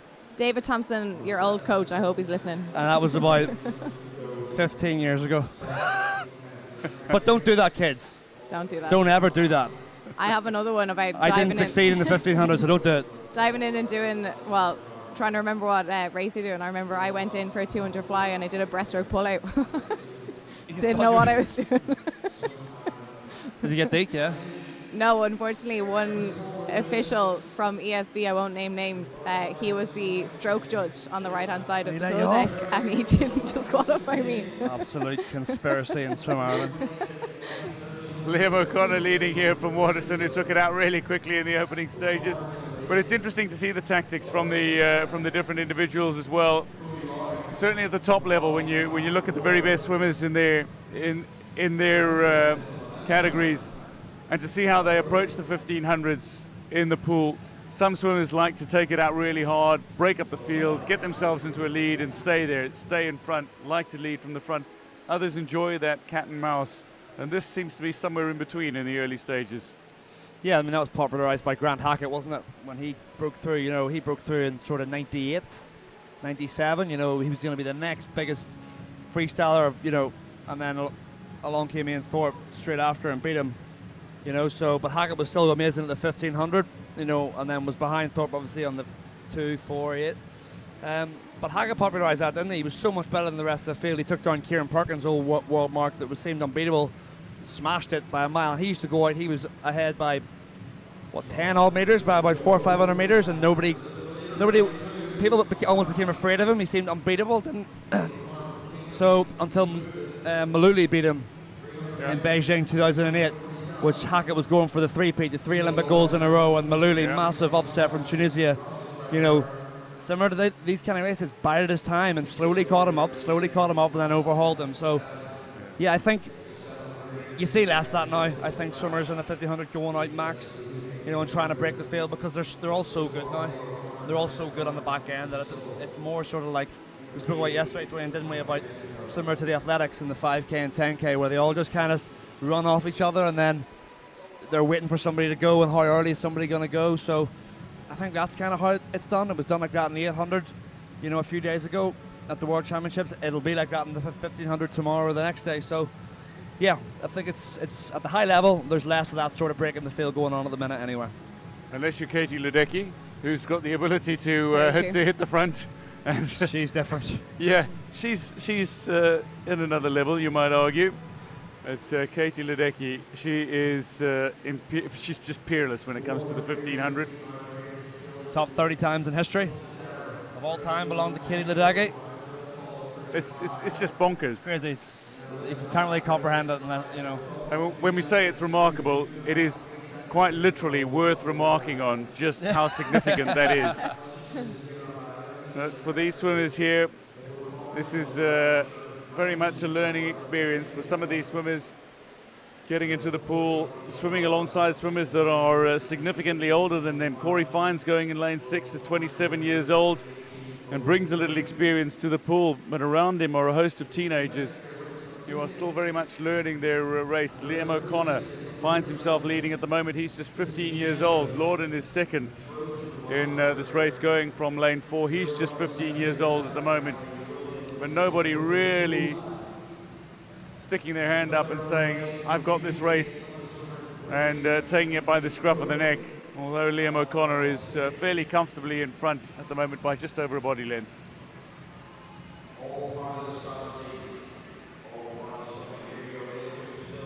Yeah, O'Connor. No surprise, Waterson has dropped back. He had our leader after the 100 metres. He was out in a 103 and a 28, so he's just gone too quick early doors. That's all that's happened there. No doubt he's got enough talent to be able to be up front with these guys, but it just shows you, look how far he's dropped back. Not to pick on you, Kieran, but you know, you got to learn to pace, hold back. It's not a sprint. It's not 100 metres where you can just go gung-ho and hang on. You know, it's very, very different. You've got to almost do the opposite and hang back. So, you know, which a lot of these swimmers have done, but Liam O'Connor's consistently routing 35 zeros. Every time I glance down, it's a 35 0, so really consistent for him at this 550 metre mark. Yeah, you can see Liam O'Connor is very consistent, so 35 on the way down and then around a 36 high on the way back. So it looks like he takes that second 50 of each 100 just that little bit easier. So it does look like lane number 4 might just be getting a little bit of ground on him on the way back, Loudon, but then he is approaching that faster 50 split on the first 50 of each 100 here. So that must be a tactic here for Liam O'Connor of Kingdom. Let's just have a quick look at his split now as he turns. Yeah, so still thinking of the 35.88, so he's pretty much going out in a 35 low, coming back on a 35 high or a 36 low.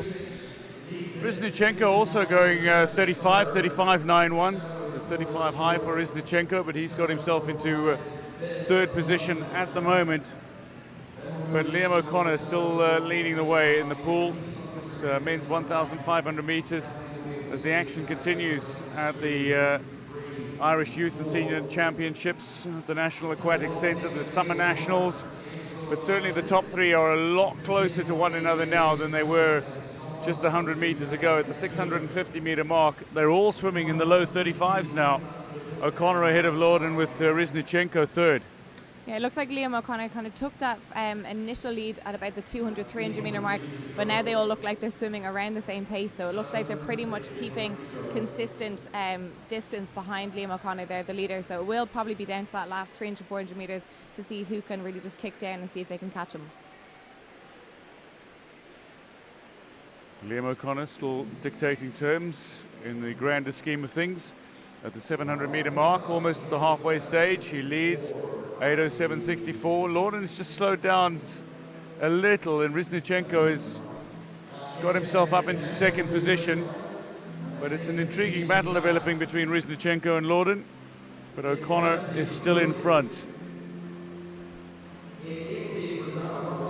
Liam O'Connor coming up to the 750 metre mark, the halfway stage of this race, and he'll touch in 8:42.28. Liam O'Connor 34.64 over that last 50 metres. Doesn't look like he wants to be caught, so just trying to gain a little distance on those behind him that were making up a little bit of ground on him. Liam O'Connor, so he's got the ability to just have a burst in tempo, a little burst in speed, just up the tempo and gain himself a little more breathing room. Yeah, so Liam O'Connor has seen that Loudon has come in with the only time to go under that 18-minute mark, so I'm sure he knows if he can just stay ahead of Loudon from Trojan, the 15-year-old, then he might break that 18-minute barrier himself. Again, another big barrier for these lads to break within the 1,500 metre swim. Yeah, tight battle, and you know, myself and Dwayne spoke about it yesterday. You know, so many different ways to split this race up into either, you know, 3 500s. You know, some people like to do it to 2 750s. I spoke yesterday about listening to a podcast with Grant Hackett was on it. He broke it down into 15 100s. So trying to sort of similar to training, you know, if you do 15 100s in a training set. So, you know, so all these swimmers, we're just watching and trying to observe and see what we see and commentate on what we see. But we don't know what's going on in their head, you know. For all we know, O'Connor could be absolutely chilling for now, and he's going to, you know, pick up the pace at about 500 to go. So it's all very, very individual on how they race, although it looks very similar when we're watching. That's what makes this race especially very fascinating, as well as the 800. But O'Connor, he was a 35.6 at the last 50, so yeah, 35.9, so slightly slower, but it looks like Loden is sort of bridged, made a bit of a gap on Rizinchenko. What's interesting is watching O'Connor and his legs. He's got very little movement from his legs. When you look at the swimmers on his outside, they're going a far more beats, little bursts speed from the other swimmers, but almost has his legs trailing in the pool at times, does O'Connor out in front. Yeah, sometimes a lot of these swimmers will actually just use their legs for balance within the 1500, so they don't really use it as a leg drive at all. It's pretty much just trying to keep that body position within the water. We spoke about it earlier, kind of the front crawl kick when it comes to training. You'll see that some swimmers just have a phenomenal endurance when it comes to front crawl kick, and others they really struggle. So again, I spoke about it earlier, majority of your muscle mass, especially as a swimmer, is actually going to come for your legs. So if you don't have that endurance, you're going to go into oxygen debt quite quickly if those muscles are using a lot of that kind of oxygen. So if these swimmers don't have the endurance in their kick, they'll probably just use the legs as balance until they really need it in the last 200 or 300 metres. You saying, which I've never really thought about actually, the majority of your muscle mass is in your legs. So if you kick your legs too hard, you're going to build up more lactic acid because that's where your muscle is. So is that part of it as well? Maybe just not kicking as hard, because if they do and build up lactic acid in their muscles, they're just going to slow down anyway. Yeah, so the oxygen debt is they won't notice it obviously in their lungs, but their blood will notice it. That's how the lactic acid builds up. So lactic acid is basically just an accumulation of different enzymes within your system. So that's waste, how it's waste pretty much. So that's how you feel that burning feeling when it comes to swimming. So if these lads haven't developed the muscles within their legs, or they haven't improved their endurance when it comes to their leg kick, if they start kicking down too hard too soon, their whole body is just going to completely burn out. We're getting quite scientific here, but lactic acid, when it's produced, is actually an energy source initially, isn't it? Or am I wrong? It would consider a waste product initially, because it will just increase the pH of the blood. So you don't want to. You can use it as an energy source. It will refuel one of the energy sources, but not at the level. Is that what the body is trying to do? It's trying to like replace, because your muscles are tiring and running out of oxygen. It's trying to. So it tries to flush it out. It flushes out in two ways. So it can either replenish it back into one of the cycles, but that takes a long process. So that's why we need like long, slow cool downs, and it will replenish it back into certain cycles. In a race like this, they're just going to feel it within the blood. Right. Okay. So Liam O'Connor continues to lead in this race and picking up the pace. He's just taking a few seconds, a few tenths of a second off every lap in terms of the chasers. Lorden and Rizinchenko going in lanes 3 and 4 alongside one another. Liam O'Connor is still leading the way. You hear coaches talking about high elbow, low breath. You spoke about body movement, and that I suppose is the basis for limiting your body movement in the pool, is high elbow, low breath. It's reducing resistance basically when it comes to the front crawl stroke. So you'll hear a lot of coaches talk about sneaky front crawl. So sneaky front crawl would be reducing the amount of splash that you produce as your arms come out of the water, and the less splash you produce, the less resistance that you're creating, which is basically going to pull your body back. So yeah, you'll see like low breath, high elbows, swimming within a tunnel, sneaky front crawl, like all of these terms are pretty much used within the front crawl stroke. Yeah, body position, I mean, I do a wee bit of coaching, and the first thing, if you're looking at a swimmer to improve freestyle or any stroke for that matter, is the first thing you look at is body position. Forget where their arms are moving, their legs are moving, where they're breathing. If the body position isn't right, if they're not swimming through the water flat, they're going to be so slow that just drags. So body position, is dictated by generally your head position. So if your head is if you're arching your neck trying to look forward at the wall, your hips are going to drop naturally, because that's your body will follow your head does. So if you have a very slight breath, a low profile breath, your hips are going to stay flat. So body position is the first thing. So a high elbow recovery, for example, or like India said, sneaky front crawl or swimming through a tunnel, keeping everything nice and tight means you're not going to swing as much. If you come around the side in a front crawl stroke, like a butterfly stroke, your hips will move from side to side, and your body position will alter, and all of a sudden you're creating drag. So it all plays to body position. The best swimmers in the world at body position, and that's literally swimming in a nutshell. Yeah, your hips will naturally follow your head. So if you have too much head movement, then your hips are naturally going to follow that position as well. So you'll actually see it with the 4-year-olds that you put into the Learn to Swim program. You know, if they haven't got the body position right, once they start kicking their legs, they actually start moving backwards. So it's definitely the first thing they need to teach all swimmers is just body position. Well, body position looks pretty good for Liam O'Connor at the moment, so does his position in the pool, but it's about posting times. It's about posting the quickest possible time in the pool, because these swimmers are hoping to claim a medal ultimately. The medal's likely to come from the final heat of 4, but still anybody theoretically can claim a medal based on the times that they post, no matter which swim they're in, regardless of whether or not they are going for personal bests. The 3 quickest times that qualify for medals will win the 3 medals in the pool. Liam O'Connor, though, a very fine swim here for the 15-year-old. Yeah, he's entered on a 18:09, so the only goal for him is sub 18, which is going to absolutely smash sub 18. You know, he's going to be, what, 17:30, maybe 17:28, something like that, depending on how much he can pick it up. So let's see what he's got in the tank. All about the time here. Not going to be enough for a medal, more than likely, but you know, he swam a really good race. He swam it on his own. Look at that nice low head position. That's what we spoke about. That's a great shot there from our camera team in the HBV studios. Really, really low head position. Fantastic.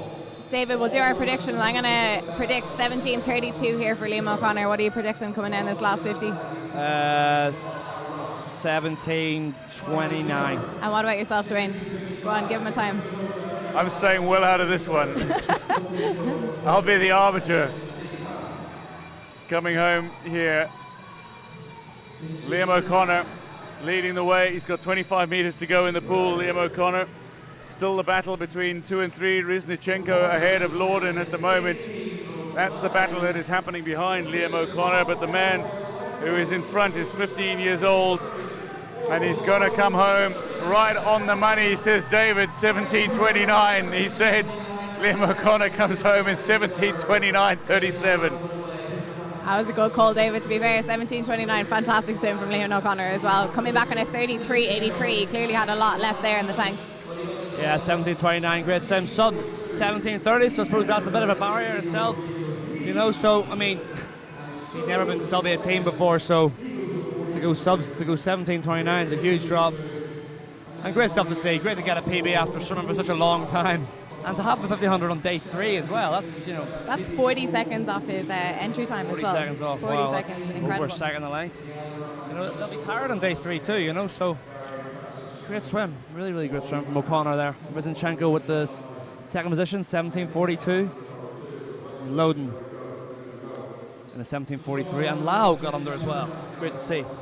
Cody Lau worked himself up very nicely into a decent position to finish. 17:57 as he goes sub 18 minutes. Cody Lau. That's a good result for the top 4 swimmers. Cody Lau also 40 seconds off his personal best. Great to see. Look out for Ben Wilson in this one, in lane 6. He's been swimming well, training well under Coach Coulter at ours, and noticed him in this competition having some real gutsy swims, especially in that 400 free. I think, have we had the 400 free for men yet? Or was it 200 free?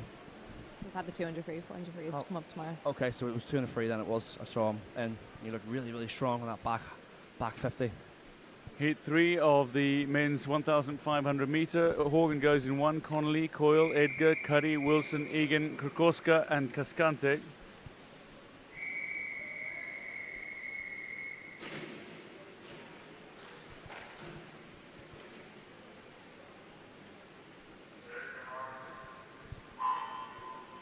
Daniel Edgar going in 4 is the quickest of the swimmers in the pool. He's a 17:27 swimmer over this distance, the Lisburn swimmer.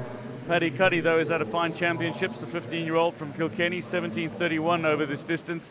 And you can expect swimmers like Paddy Cuddy and Ben Wilson to take a decent chunk off their PBs coming into these championships. But all up in a line, it seems, the swimmers in the early stages of this 1,500 meter. Up to the first 50, though. Cuddy ahead of Horgan, ahead of Coyle, Edgar fourth.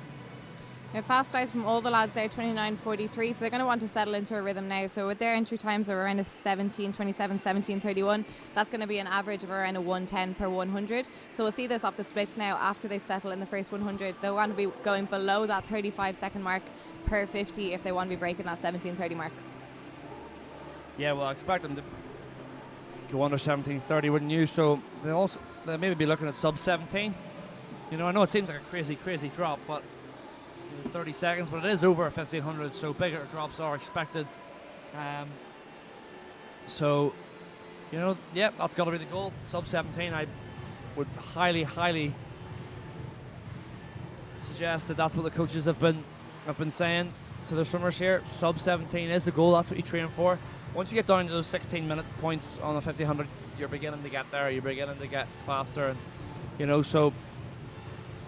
You know, 17 is a good swim, but once you get down to 16, especially sub 16.30, you know, you're getting into the mix for sure. So Cudahy currently, after just 3 lengths of the pool, he settled into a 33.7 for a 136.0. Horgan out in lane 1, almost on his own a wee bit there, was also a 33. So David talking about going below that 17-minute mark. Just for anyone watching at home, they will need to be hitting below 34 seconds per 50 here. So if you want to keep an eye on the splits at the bottom of the screen, if they're hitting below that 34-second mark, they should be on course to break that 17-minute mark. Coming up to the wall now, touching first is Paddy Cuddy, 34.17, as you say, sub 35 seconds. The top 4 swimmers there, Horgan, Edgar and Coyle as well. 2:10.21 at the wall for Paddy Cuddy.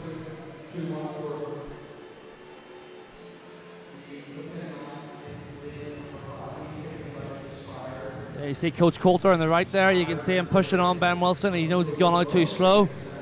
You know, so I know Curtis personally very well. Swam with him for years, you know, and as a coach, if he wouldn't be the most animated coach on pool deck. So if he's telling the swimmer to push it on, you know the swimmer's gone out too slow. So yeah, Wilson back there in 6th position at the minute. So quite an interesting field this one at the minute, isn't it? How do you find coaching, seeing as you are more of a sprinter, how do you find coaching more of endurance events? Because we know that Curtis Coulter was an extremely talented 50-metre freestyler, but now that he has kind of these 1500-metre swimmers, how do you feel he's transitioned kind of coaching, well, training the 50-metre to coaching the 1500? Yeah, I think he's brilliantly. Curtis always had a great knowledge of the sport, and really, you know, anybody knows Curtis, he's a very analytical guy. You know, somebody who loved the stats of the sport and loved, you know, to dig deep into like the analytics of it. So I think very well. I think he's, you know, he's doing a great job there, you know, at Ards, taking over from Davy Johnson. You know, hasn't been coaching too long, but an Ards swimmer pretty much his whole life. And I think, you know, coaching at 1500, you know, he knows freestyle. He knows the technique of freestyle. He knows how to coach freestyle. The difference between coaching a 100-metre freestyler or a 1500-metre freestyler, it's generally just, you know, number one, yardage, the amount of yardage you do, and it's far less polarized training for a 1500 swimmer, you know. 100-metre freestyler will do it either very, very, very fast or very, very, very slow. There won't be a lot of that swimming in the middle, whereas for a 1500-metre swimmer, it's kind of the same, isn't it? It's all sort of that hundreds at pace, you know, 200s at pace, you know, sort of that slightly less intensity, but just more of it. So very true. I guess we touched on it before, focusing more on the aerobic side for the longer distance, and then really kind of focusing into the high intensity and the anaerobic for the sprinters. So similar enough, I guess, in the style of swimming, but just different in regards to the sets that they train. Yeah, and I think, you know, when you've been swimming, you know, as long as we have India and Curtis was, you pick up on wee things and you see how other people train, and you build up a knowledge almost without realising it. So great to see, you know, an ex-swimmer like Curtis coaching, you know, head of a program. You don't see enough ex-swimmers go into coaching now, so it's great to see. But it is Cudahy. Wilson trying to bridge the gap, and on the rest of them, but Cudahy's got a great lead here so far, coming up to this the 450-metre mark, I think. Yeah, Cudahy still leading. Just a little taken off in there by Dara Horgan, 34.48, and Daniel Edgar as well being dragged along with him. But Cudahy is leading the way. These swimmers will gain medals in their respective age groups as well.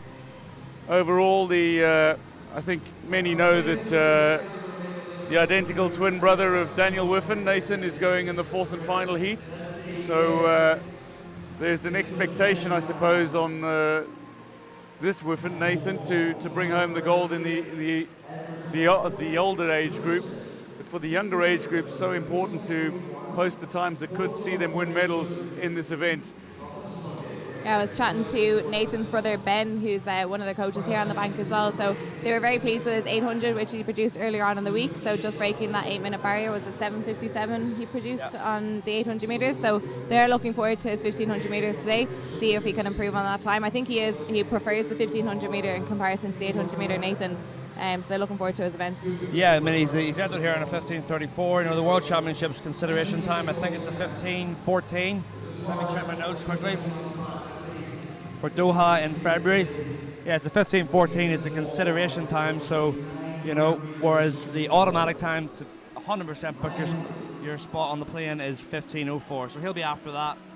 No doubt that will be what's in his head. Only been training distance swimming for not too long. He trains in the same squad as Daniel in Loughborough University. That's where I used to train. So he's only been in. He used to swim 200 back.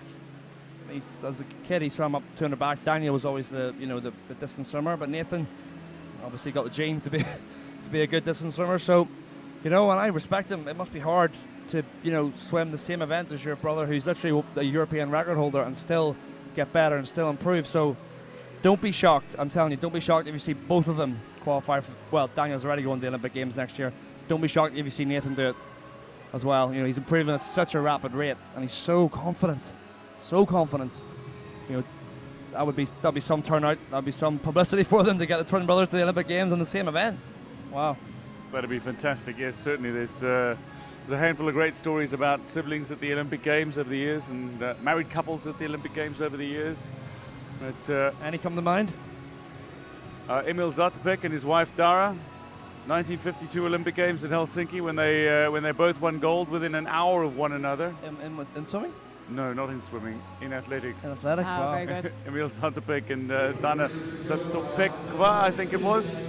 But phenomenal story. They passed one another in the call room, and Emil Zatopek had just won his gold, and his wife basically nodded to him and suggested that the gold was coming home for her, and indeed she won javelin gold after he had won gold out on the track. I think it was his 5,000 meter gold, if I'm not mistaken. They won less than an hour apart at the 52 games. But what a story that is, my word. I've only seen it in the pool. I don't think there was the Van der Kay brothers, Peter Van der Kay and... Do we have the Australian sisters as well, the sprinters? Oh yeah, Kate Campbell and Bronte Campbell. Campbell. Yeah, that's probably a big one. I think they both won. They've gone gold and silver at the World Championships before, 1-2. Yeah, and they swum together in relay teams as well over the years. Yeah, that's the main one. Yeah, well remembered.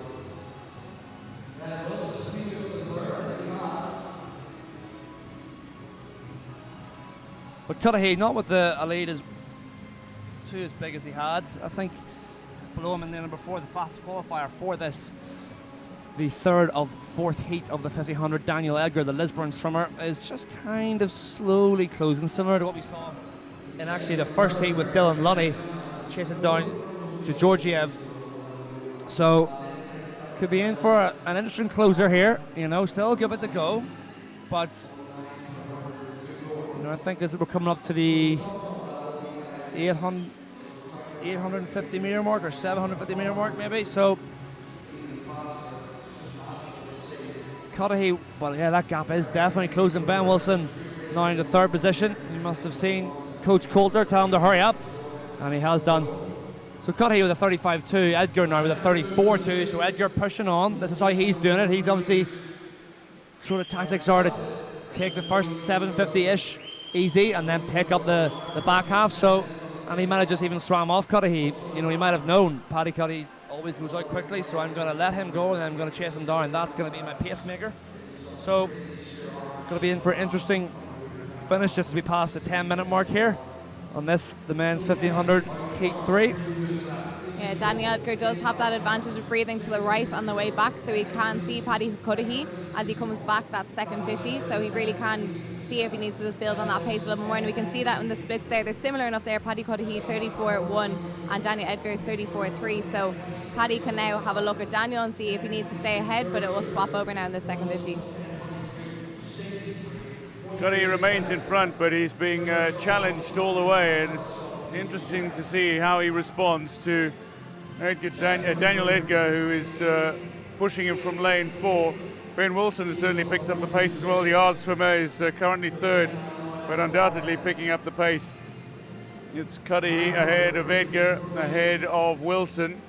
It's very interesting. The last 300 meters on the way down the pool, so I would say this, so on the way down the pool, so this way, Cudahy has had the faster split, but on the way up the pool, Edgar's had the faster split for the last sort of maybe 300 or 400 meters. So it'll be interesting to see here if that trend stays. So let's see. Cudahy 34.5, 34.4, of course, commentator curse straight away. I waited for 300 meters to talk about it. When I do, I'm flunked. It remains an astonishing insight, though. Take nothing away from it. And Cudahy of Kilkenny still leading the way ahead of Daniel. Ben Wilson is third. He is picking up the pace, but he's not quite within striking distance of the two swimmers ahead of him. But Cudahy being caught by Edgar. Is this a case of smelling a little blood here for Edgar? Yeah, it does look like Edgar is starting to kick down just that little bit more. So still similar enough splits here, but he is pretty much on Paddy Cudahy's legs, so won't take him that much if he wants to try and catch him coming up on these last 400 meters. Yeah, but Cudahy still, that's a really comfortable gap he has though still, so I need to see Edgar begin to go. Coming up to 2/3 of this race done. He's actually really extended his lead here. 34.1 to 34.8. So Cudahy obviously saying, Edgar, I've seen you catch me up. I don't like it, and I'm going to put you back where I think you belong, and that's about a body length behind me. So it depends if Edgar can answer the call. Look at that for a gap already. Wow. Again, just looking back on those entry times, so we do have Paddy Cudahy coming in on a 17.27, and we've got Daniel Edgar coming in on Daniel Edgar coming on a 17.27, Paddy Cudahy coming on a 17.31. So with those splits there, they only need 5 minutes for this last 400 meters, which clearly from their splits are going a lot faster than a 5-minute 400 to finish off. So it does look like they'll be breaking those times from their prelim entries. And remember, it may have been Daniel Edgar was part of that 4x200 freestyle winning team for Lisburn only a few hours ago. So he probably raced this morning maybe in a few events, and now he isn't quite fast enough to make the fastest heat here. So he could be quite tired too. That's a lot of racing. So I'd imagine he probably was on that team. But Cudahy's just pulled away a good bit here. 34.1. Yeah. When does the week start to catch up with you in a major championships? It depends how long it is. The World Championships are 8 days. It's not as condensed as this, but I would say this day 3. The end of day 3 is actually final session, day 3 of a 5-day meet. You're beginning to go, whoa, this is getting tight. Day 4 will probably be the toughest day, I would say. And then day 5 kind of is the last day, so you get that last spurt of energy. But back end of day 3, and you'd say day 4 would be the hardest. Yeah, I'd say day 3, day 4, again, so many factors need to be considered. It's not just a case that you're racing and you're recovering, and again, some of these swimmers are going to be staying in hotels, they're not staying in their own bed, they're not eating their own food, but also just the heat here in the NIC as well. So if they're not hydrating themselves throughout the session, so you can probably, if you were to see the amount of water bottles we have here on the table, just trying to stay hydrated ourselves, I'm sure it's completely different for the swimmers that actually have to compete from day to day. So as long as they are staying on top of their recovery process, they should stay fresh enough, but it usually is the end of day 3 coming into day 4 where it's both physical and mental fatigue. Coming up to the 1,300 metre mark now, it'll be interesting to see how these swimmers go at one another over the last 200 metres. Paddy Cudahy, 34.34, 34.91 from Daniel Edgar, 14.49, so around 4 seconds ahead of Edgar, just behind him. Currently in third is Ben Wilson. David Coyle touches fourth, 15:05 at the 1,300 meter mark. But this is looking to be a Paddy Cudahy victory. Can he close it out though over the last 150 meters now, up to 1,350 meters? Has he extended his advantage here? I suspect he might have done. Indeed he has. Up to over 4 seconds now from Daniel Edgar.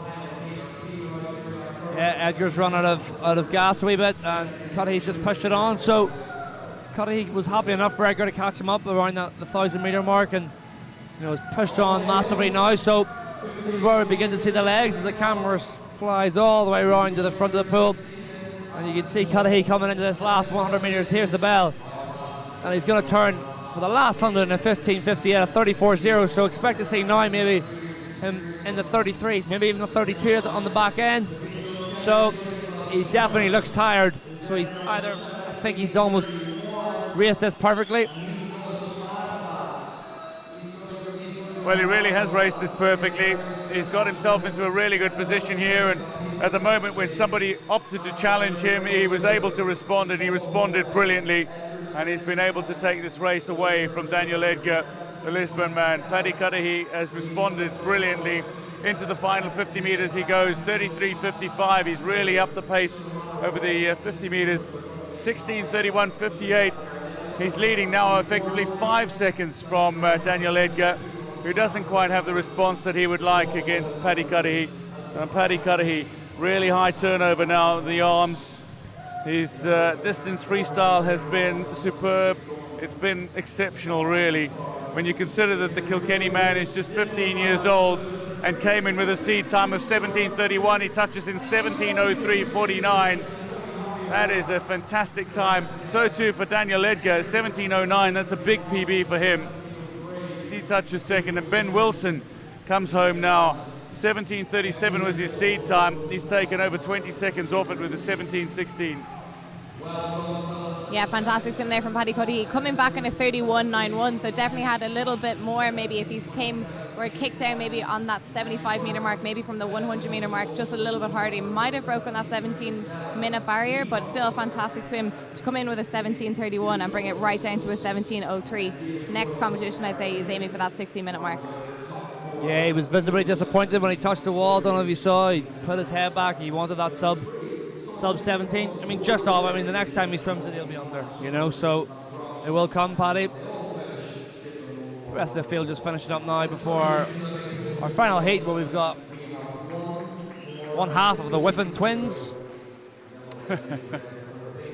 racing here. So Cudahy with a very fine 17:03 takes the third heat, the 15-year-old, and that means he's guaranteed the gold for his age group. The only other 15-year-old still to swim has not considered for the medals. Omar Kaderi goes at the top of lane 4. McCann, Fahy, Flynn, Whiffen, Jabanian, Moran, Bugler, Ferry and Cousins. Again, 15:14 is that world's consideration time for Nathan Whiffen going in lane number 4, so I'm sure he has that on his mind before he dives in here.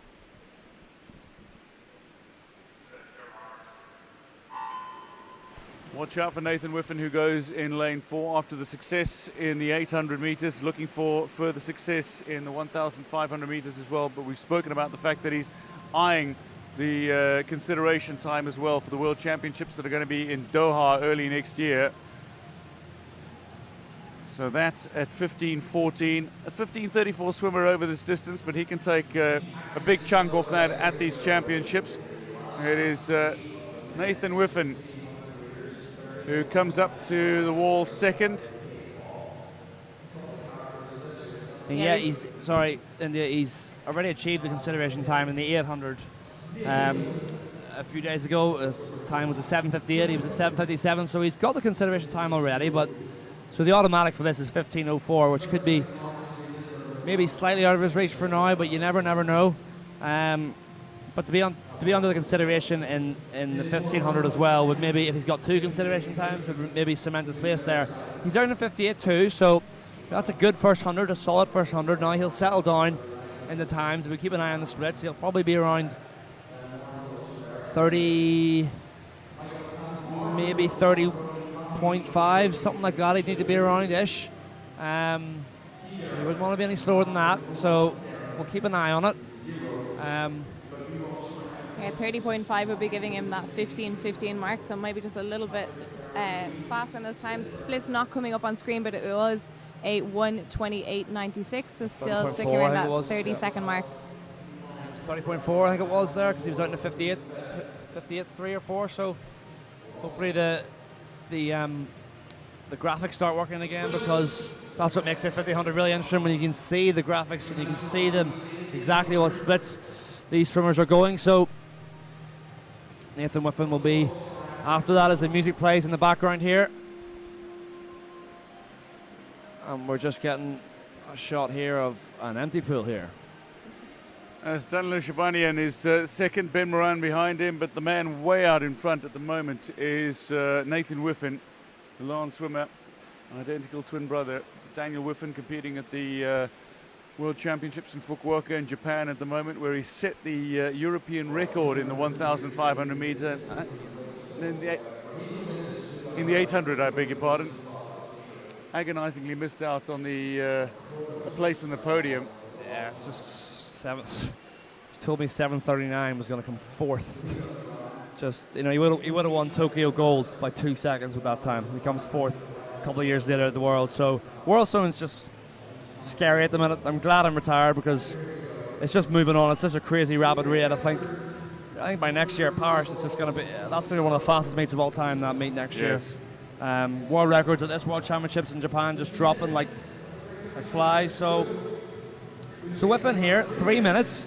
So he's repping roughly 30 points, I would say. So right around where he needs to be for now. So hopefully the graphics sorts itself out and we can see exactly what splits he's going. But yeah, I mean, phenomenal swimmer. He's probably inspired as well by his brother swimming so fast. And, you know, nobody would have thought years ago when these two twins were growing up swimming, you know, that they would go on to the heights they have done. So, you know, it just shows you anybody can do it. Anybody can. I remember I was here when Daniel qualified for the Tokyo Olympics here 2 years ago, and it was the biggest shock ever. Everybody in the arena was shocked apart from one person, Daniel. He knew he was going to do it, and he qualified for the Olympic Games, and he hasn't looked back since. So Nathan wants to join that group. So it just shows you anybody can do it.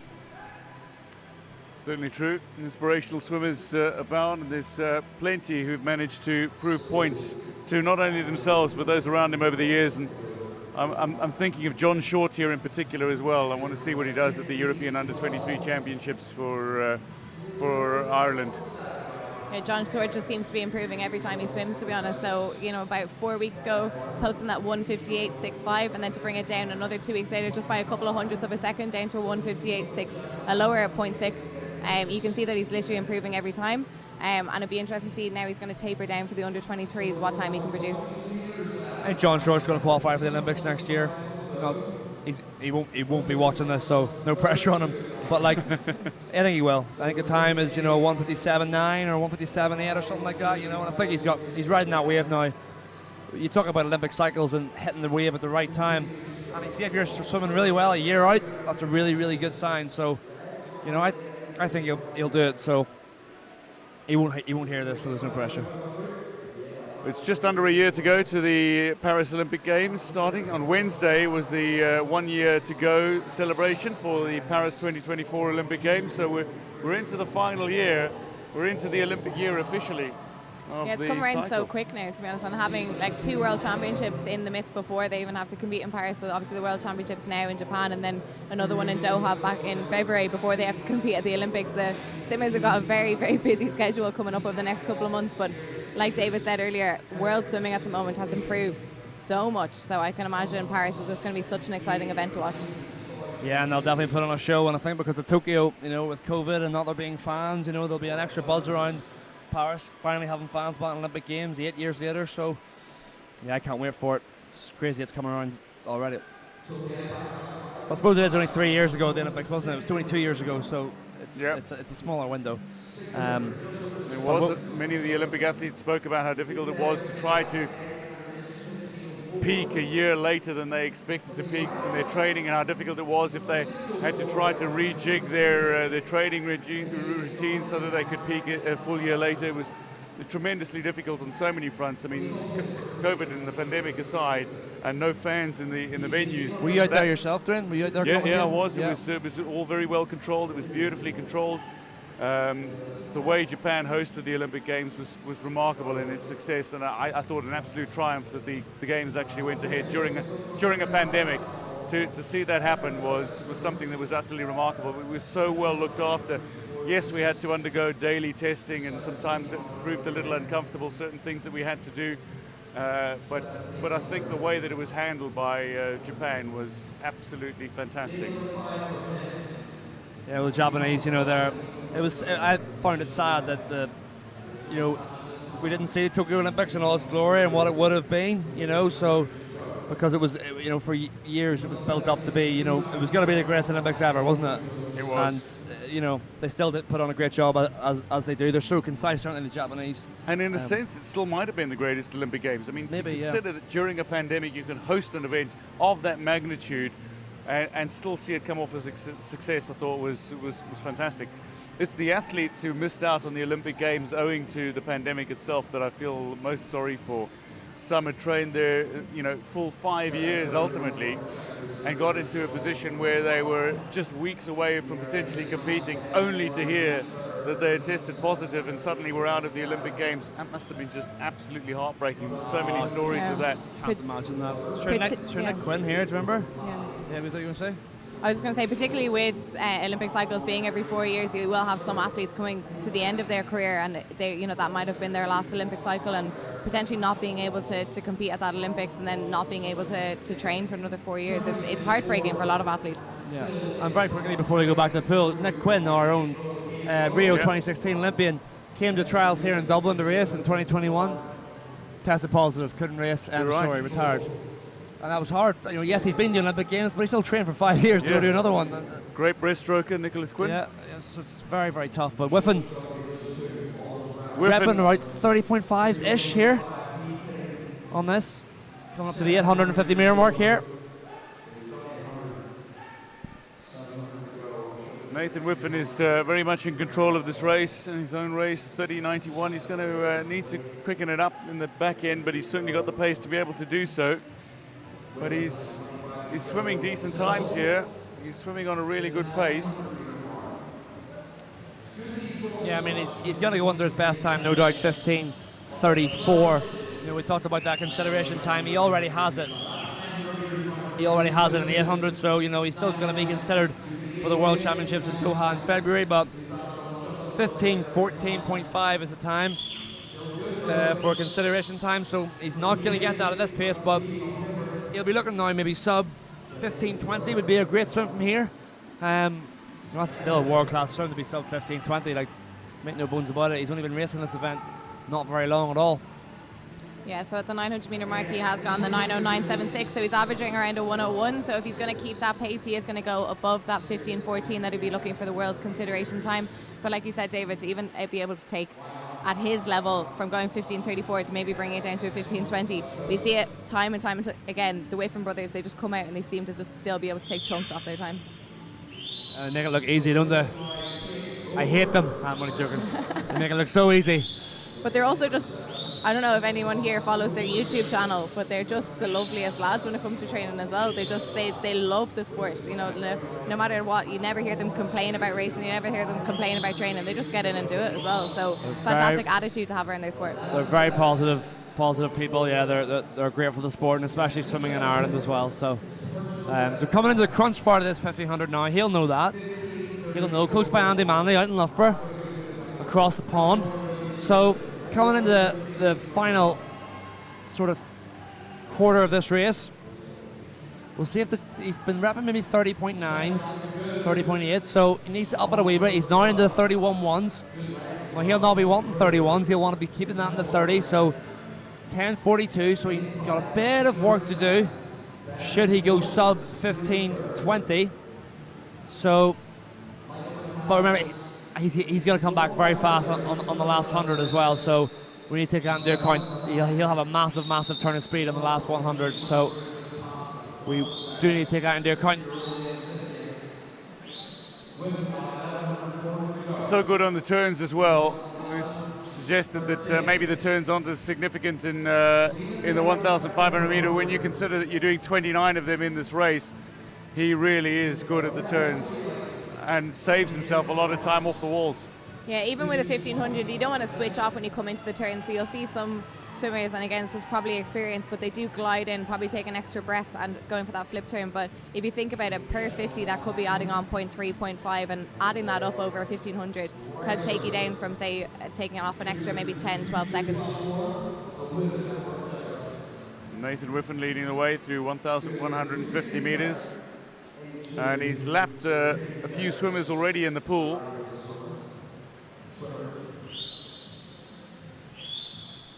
I'm just noticing he's sort of swimming up and down different sides of the lane rope. So on this way down the pool, he's swimming up the left-hand side, and we'll just see if he verges over to the other side of the lane rope here.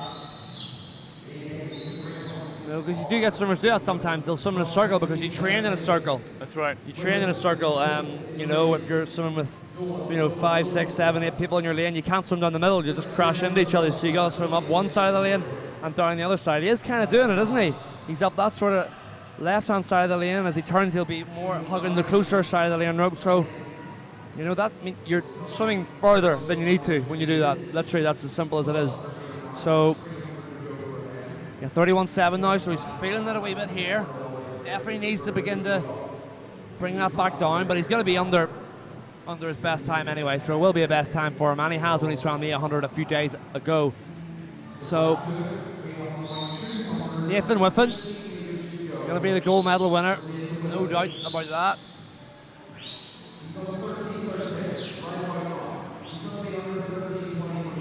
An eye on the split here.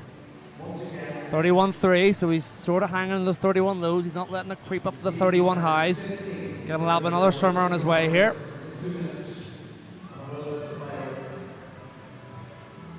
So watching Nathan Whiffen out in front. Shubanian of Czech Republic is second, but he is some way back from Nathan Whiffen. He's well over 50 meters back from Nathan Whiffen, who in lane 4 is just streaking ahead of anybody else in the pool. He's swimming not against the other competitors in the pool, but swimming very much against the clock and against himself. 150 meters to go in the pool, and he's still 31 low over the last 50 meters. Yes, and Nathan here, from the paces that he's setting, is probably going to turn around a 14.22, 14.23. So that is going to be above that 15.20 mark that we were talking about earlier on. So let's see if you can really hammer down this last 100 meters, start to pick up the pace just a little bit more. This into the final bell, this last 100 meters for Nathan Whiffen, turning on a 30.84, so he is picking up the pace coming into this last 100 meters, and you can start to see that leg kick really start to kick down. He needs a big last 100 to get sub 15.20, so this needs to be down around 29 anything, but the legs have picked up massively. I thought he'd have a really strong back 100, and he will. This could well easily be a 29 points, so he needs to be home in a 58 something, which is going to be so tough to go that sub 15.20, but keep an eye on it here. This needs to be 29 something if he does it. 30.6, no, he's not going to go sub 15.20, but it's going to be around 15, sort of 21, 15.22, which is still a 15-second drop, and at that level, at that speed, when you're going that speed, that's a huge drop. Look at his leg kick. Nathan Whiffen showing his class, showing his ability, and showing up all the other competitors in terms of class. He's in his own league here. Nathan Whiffen is coming home with some steam. Comes to the wall in 15.21, right on the money, David Thompson. 15.21.11, a personal best, but maybe not quite the time he would have liked. Shubanian is second, and he has still got over 50 meters to go in the pool. Shubanian, one of the Czech competitors who's made his way to these championships. The Czech team have had measured success at these championships, but into the final 50 meters now for Shubanian. Fai has not been swimming a bad race of his own. He is fourth overall, and the man coming in lane 6, Ben Moran, is currently third. But this is Shobanian, the Czech swimmer, 19 years old, coming up to the final 5 meters and steaming to the wall. He was well over 50 meters behind Nathan Whiffen and nearly a minute in the pool behind Nathan Whiffen. Still a fast 50 there from Chobanian though in the last 50 metres, 30.6. So in comparison to Nathan Whiffen, and we know Nathan is, you know, he's still a world-class swimmer coming back in a 29.2. It's a very strong swim there from the Czech swimmer, 30.6. We have lane number 6, Ben Moran, taking the third position, 16:34.35. So again, slightly above his PB there as well. Yeah, that's currently gold and silver, Whiffen and Moran for the Irish anyway, and then Fahy is, I think, going to pick up. Yeah, he's going to pick up the bronze, and Chobanian's going to get the commemorative. But Whiffen, yeah, look, 29.2 in that back 50 left. He left himself a lot to do to break 15:20. You know, he had that wee period at about the 1200, sort of 1,000 to 1,200 metre mark where he just dropped off to 31 mids, and that ultimately will cost him going 15:20, or sub 15:20, excuse me. So, yeah, a lot to learn. He'll be disappointed, but they'll be disappointed with a 15-second PB. Come on. You know, so good swim. Coming home in lane 8 now, Patrick Ferry, Lisbon swimmer. 17:27, and now in lane 0, Omar Kadir. Omar Kadir is only 15 years old and 17:34. He's a 17:25 swimmer at his best, so not quite his day.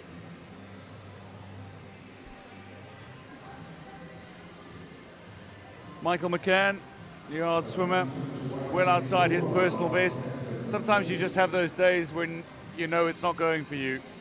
And I suppose you then need to go back down to the basics and just trust what is inherent. Yeah, I mean, yeah, sometimes just doesn't happen for whatever reason. And, you know, I mean, he was entered in on a 17:20, so he's unfortunately going to be miles outside that. So something's obviously gone amiss there, but it does happen. It's sport. It doesn't work out the way it's always meant to. So 18:24, wow, minute plus. He'll not be happy with that, but at least it's over, Michael. At least it's over. So Michael McCann finishes at 18:24, but it's Nathan Whiffen who claims the victory in the fourth and final heat, and also the gold medal at these championships. Shobanian will get a commemorative medal, but it's Moran and Fahy who claim the medals, silver and bronze.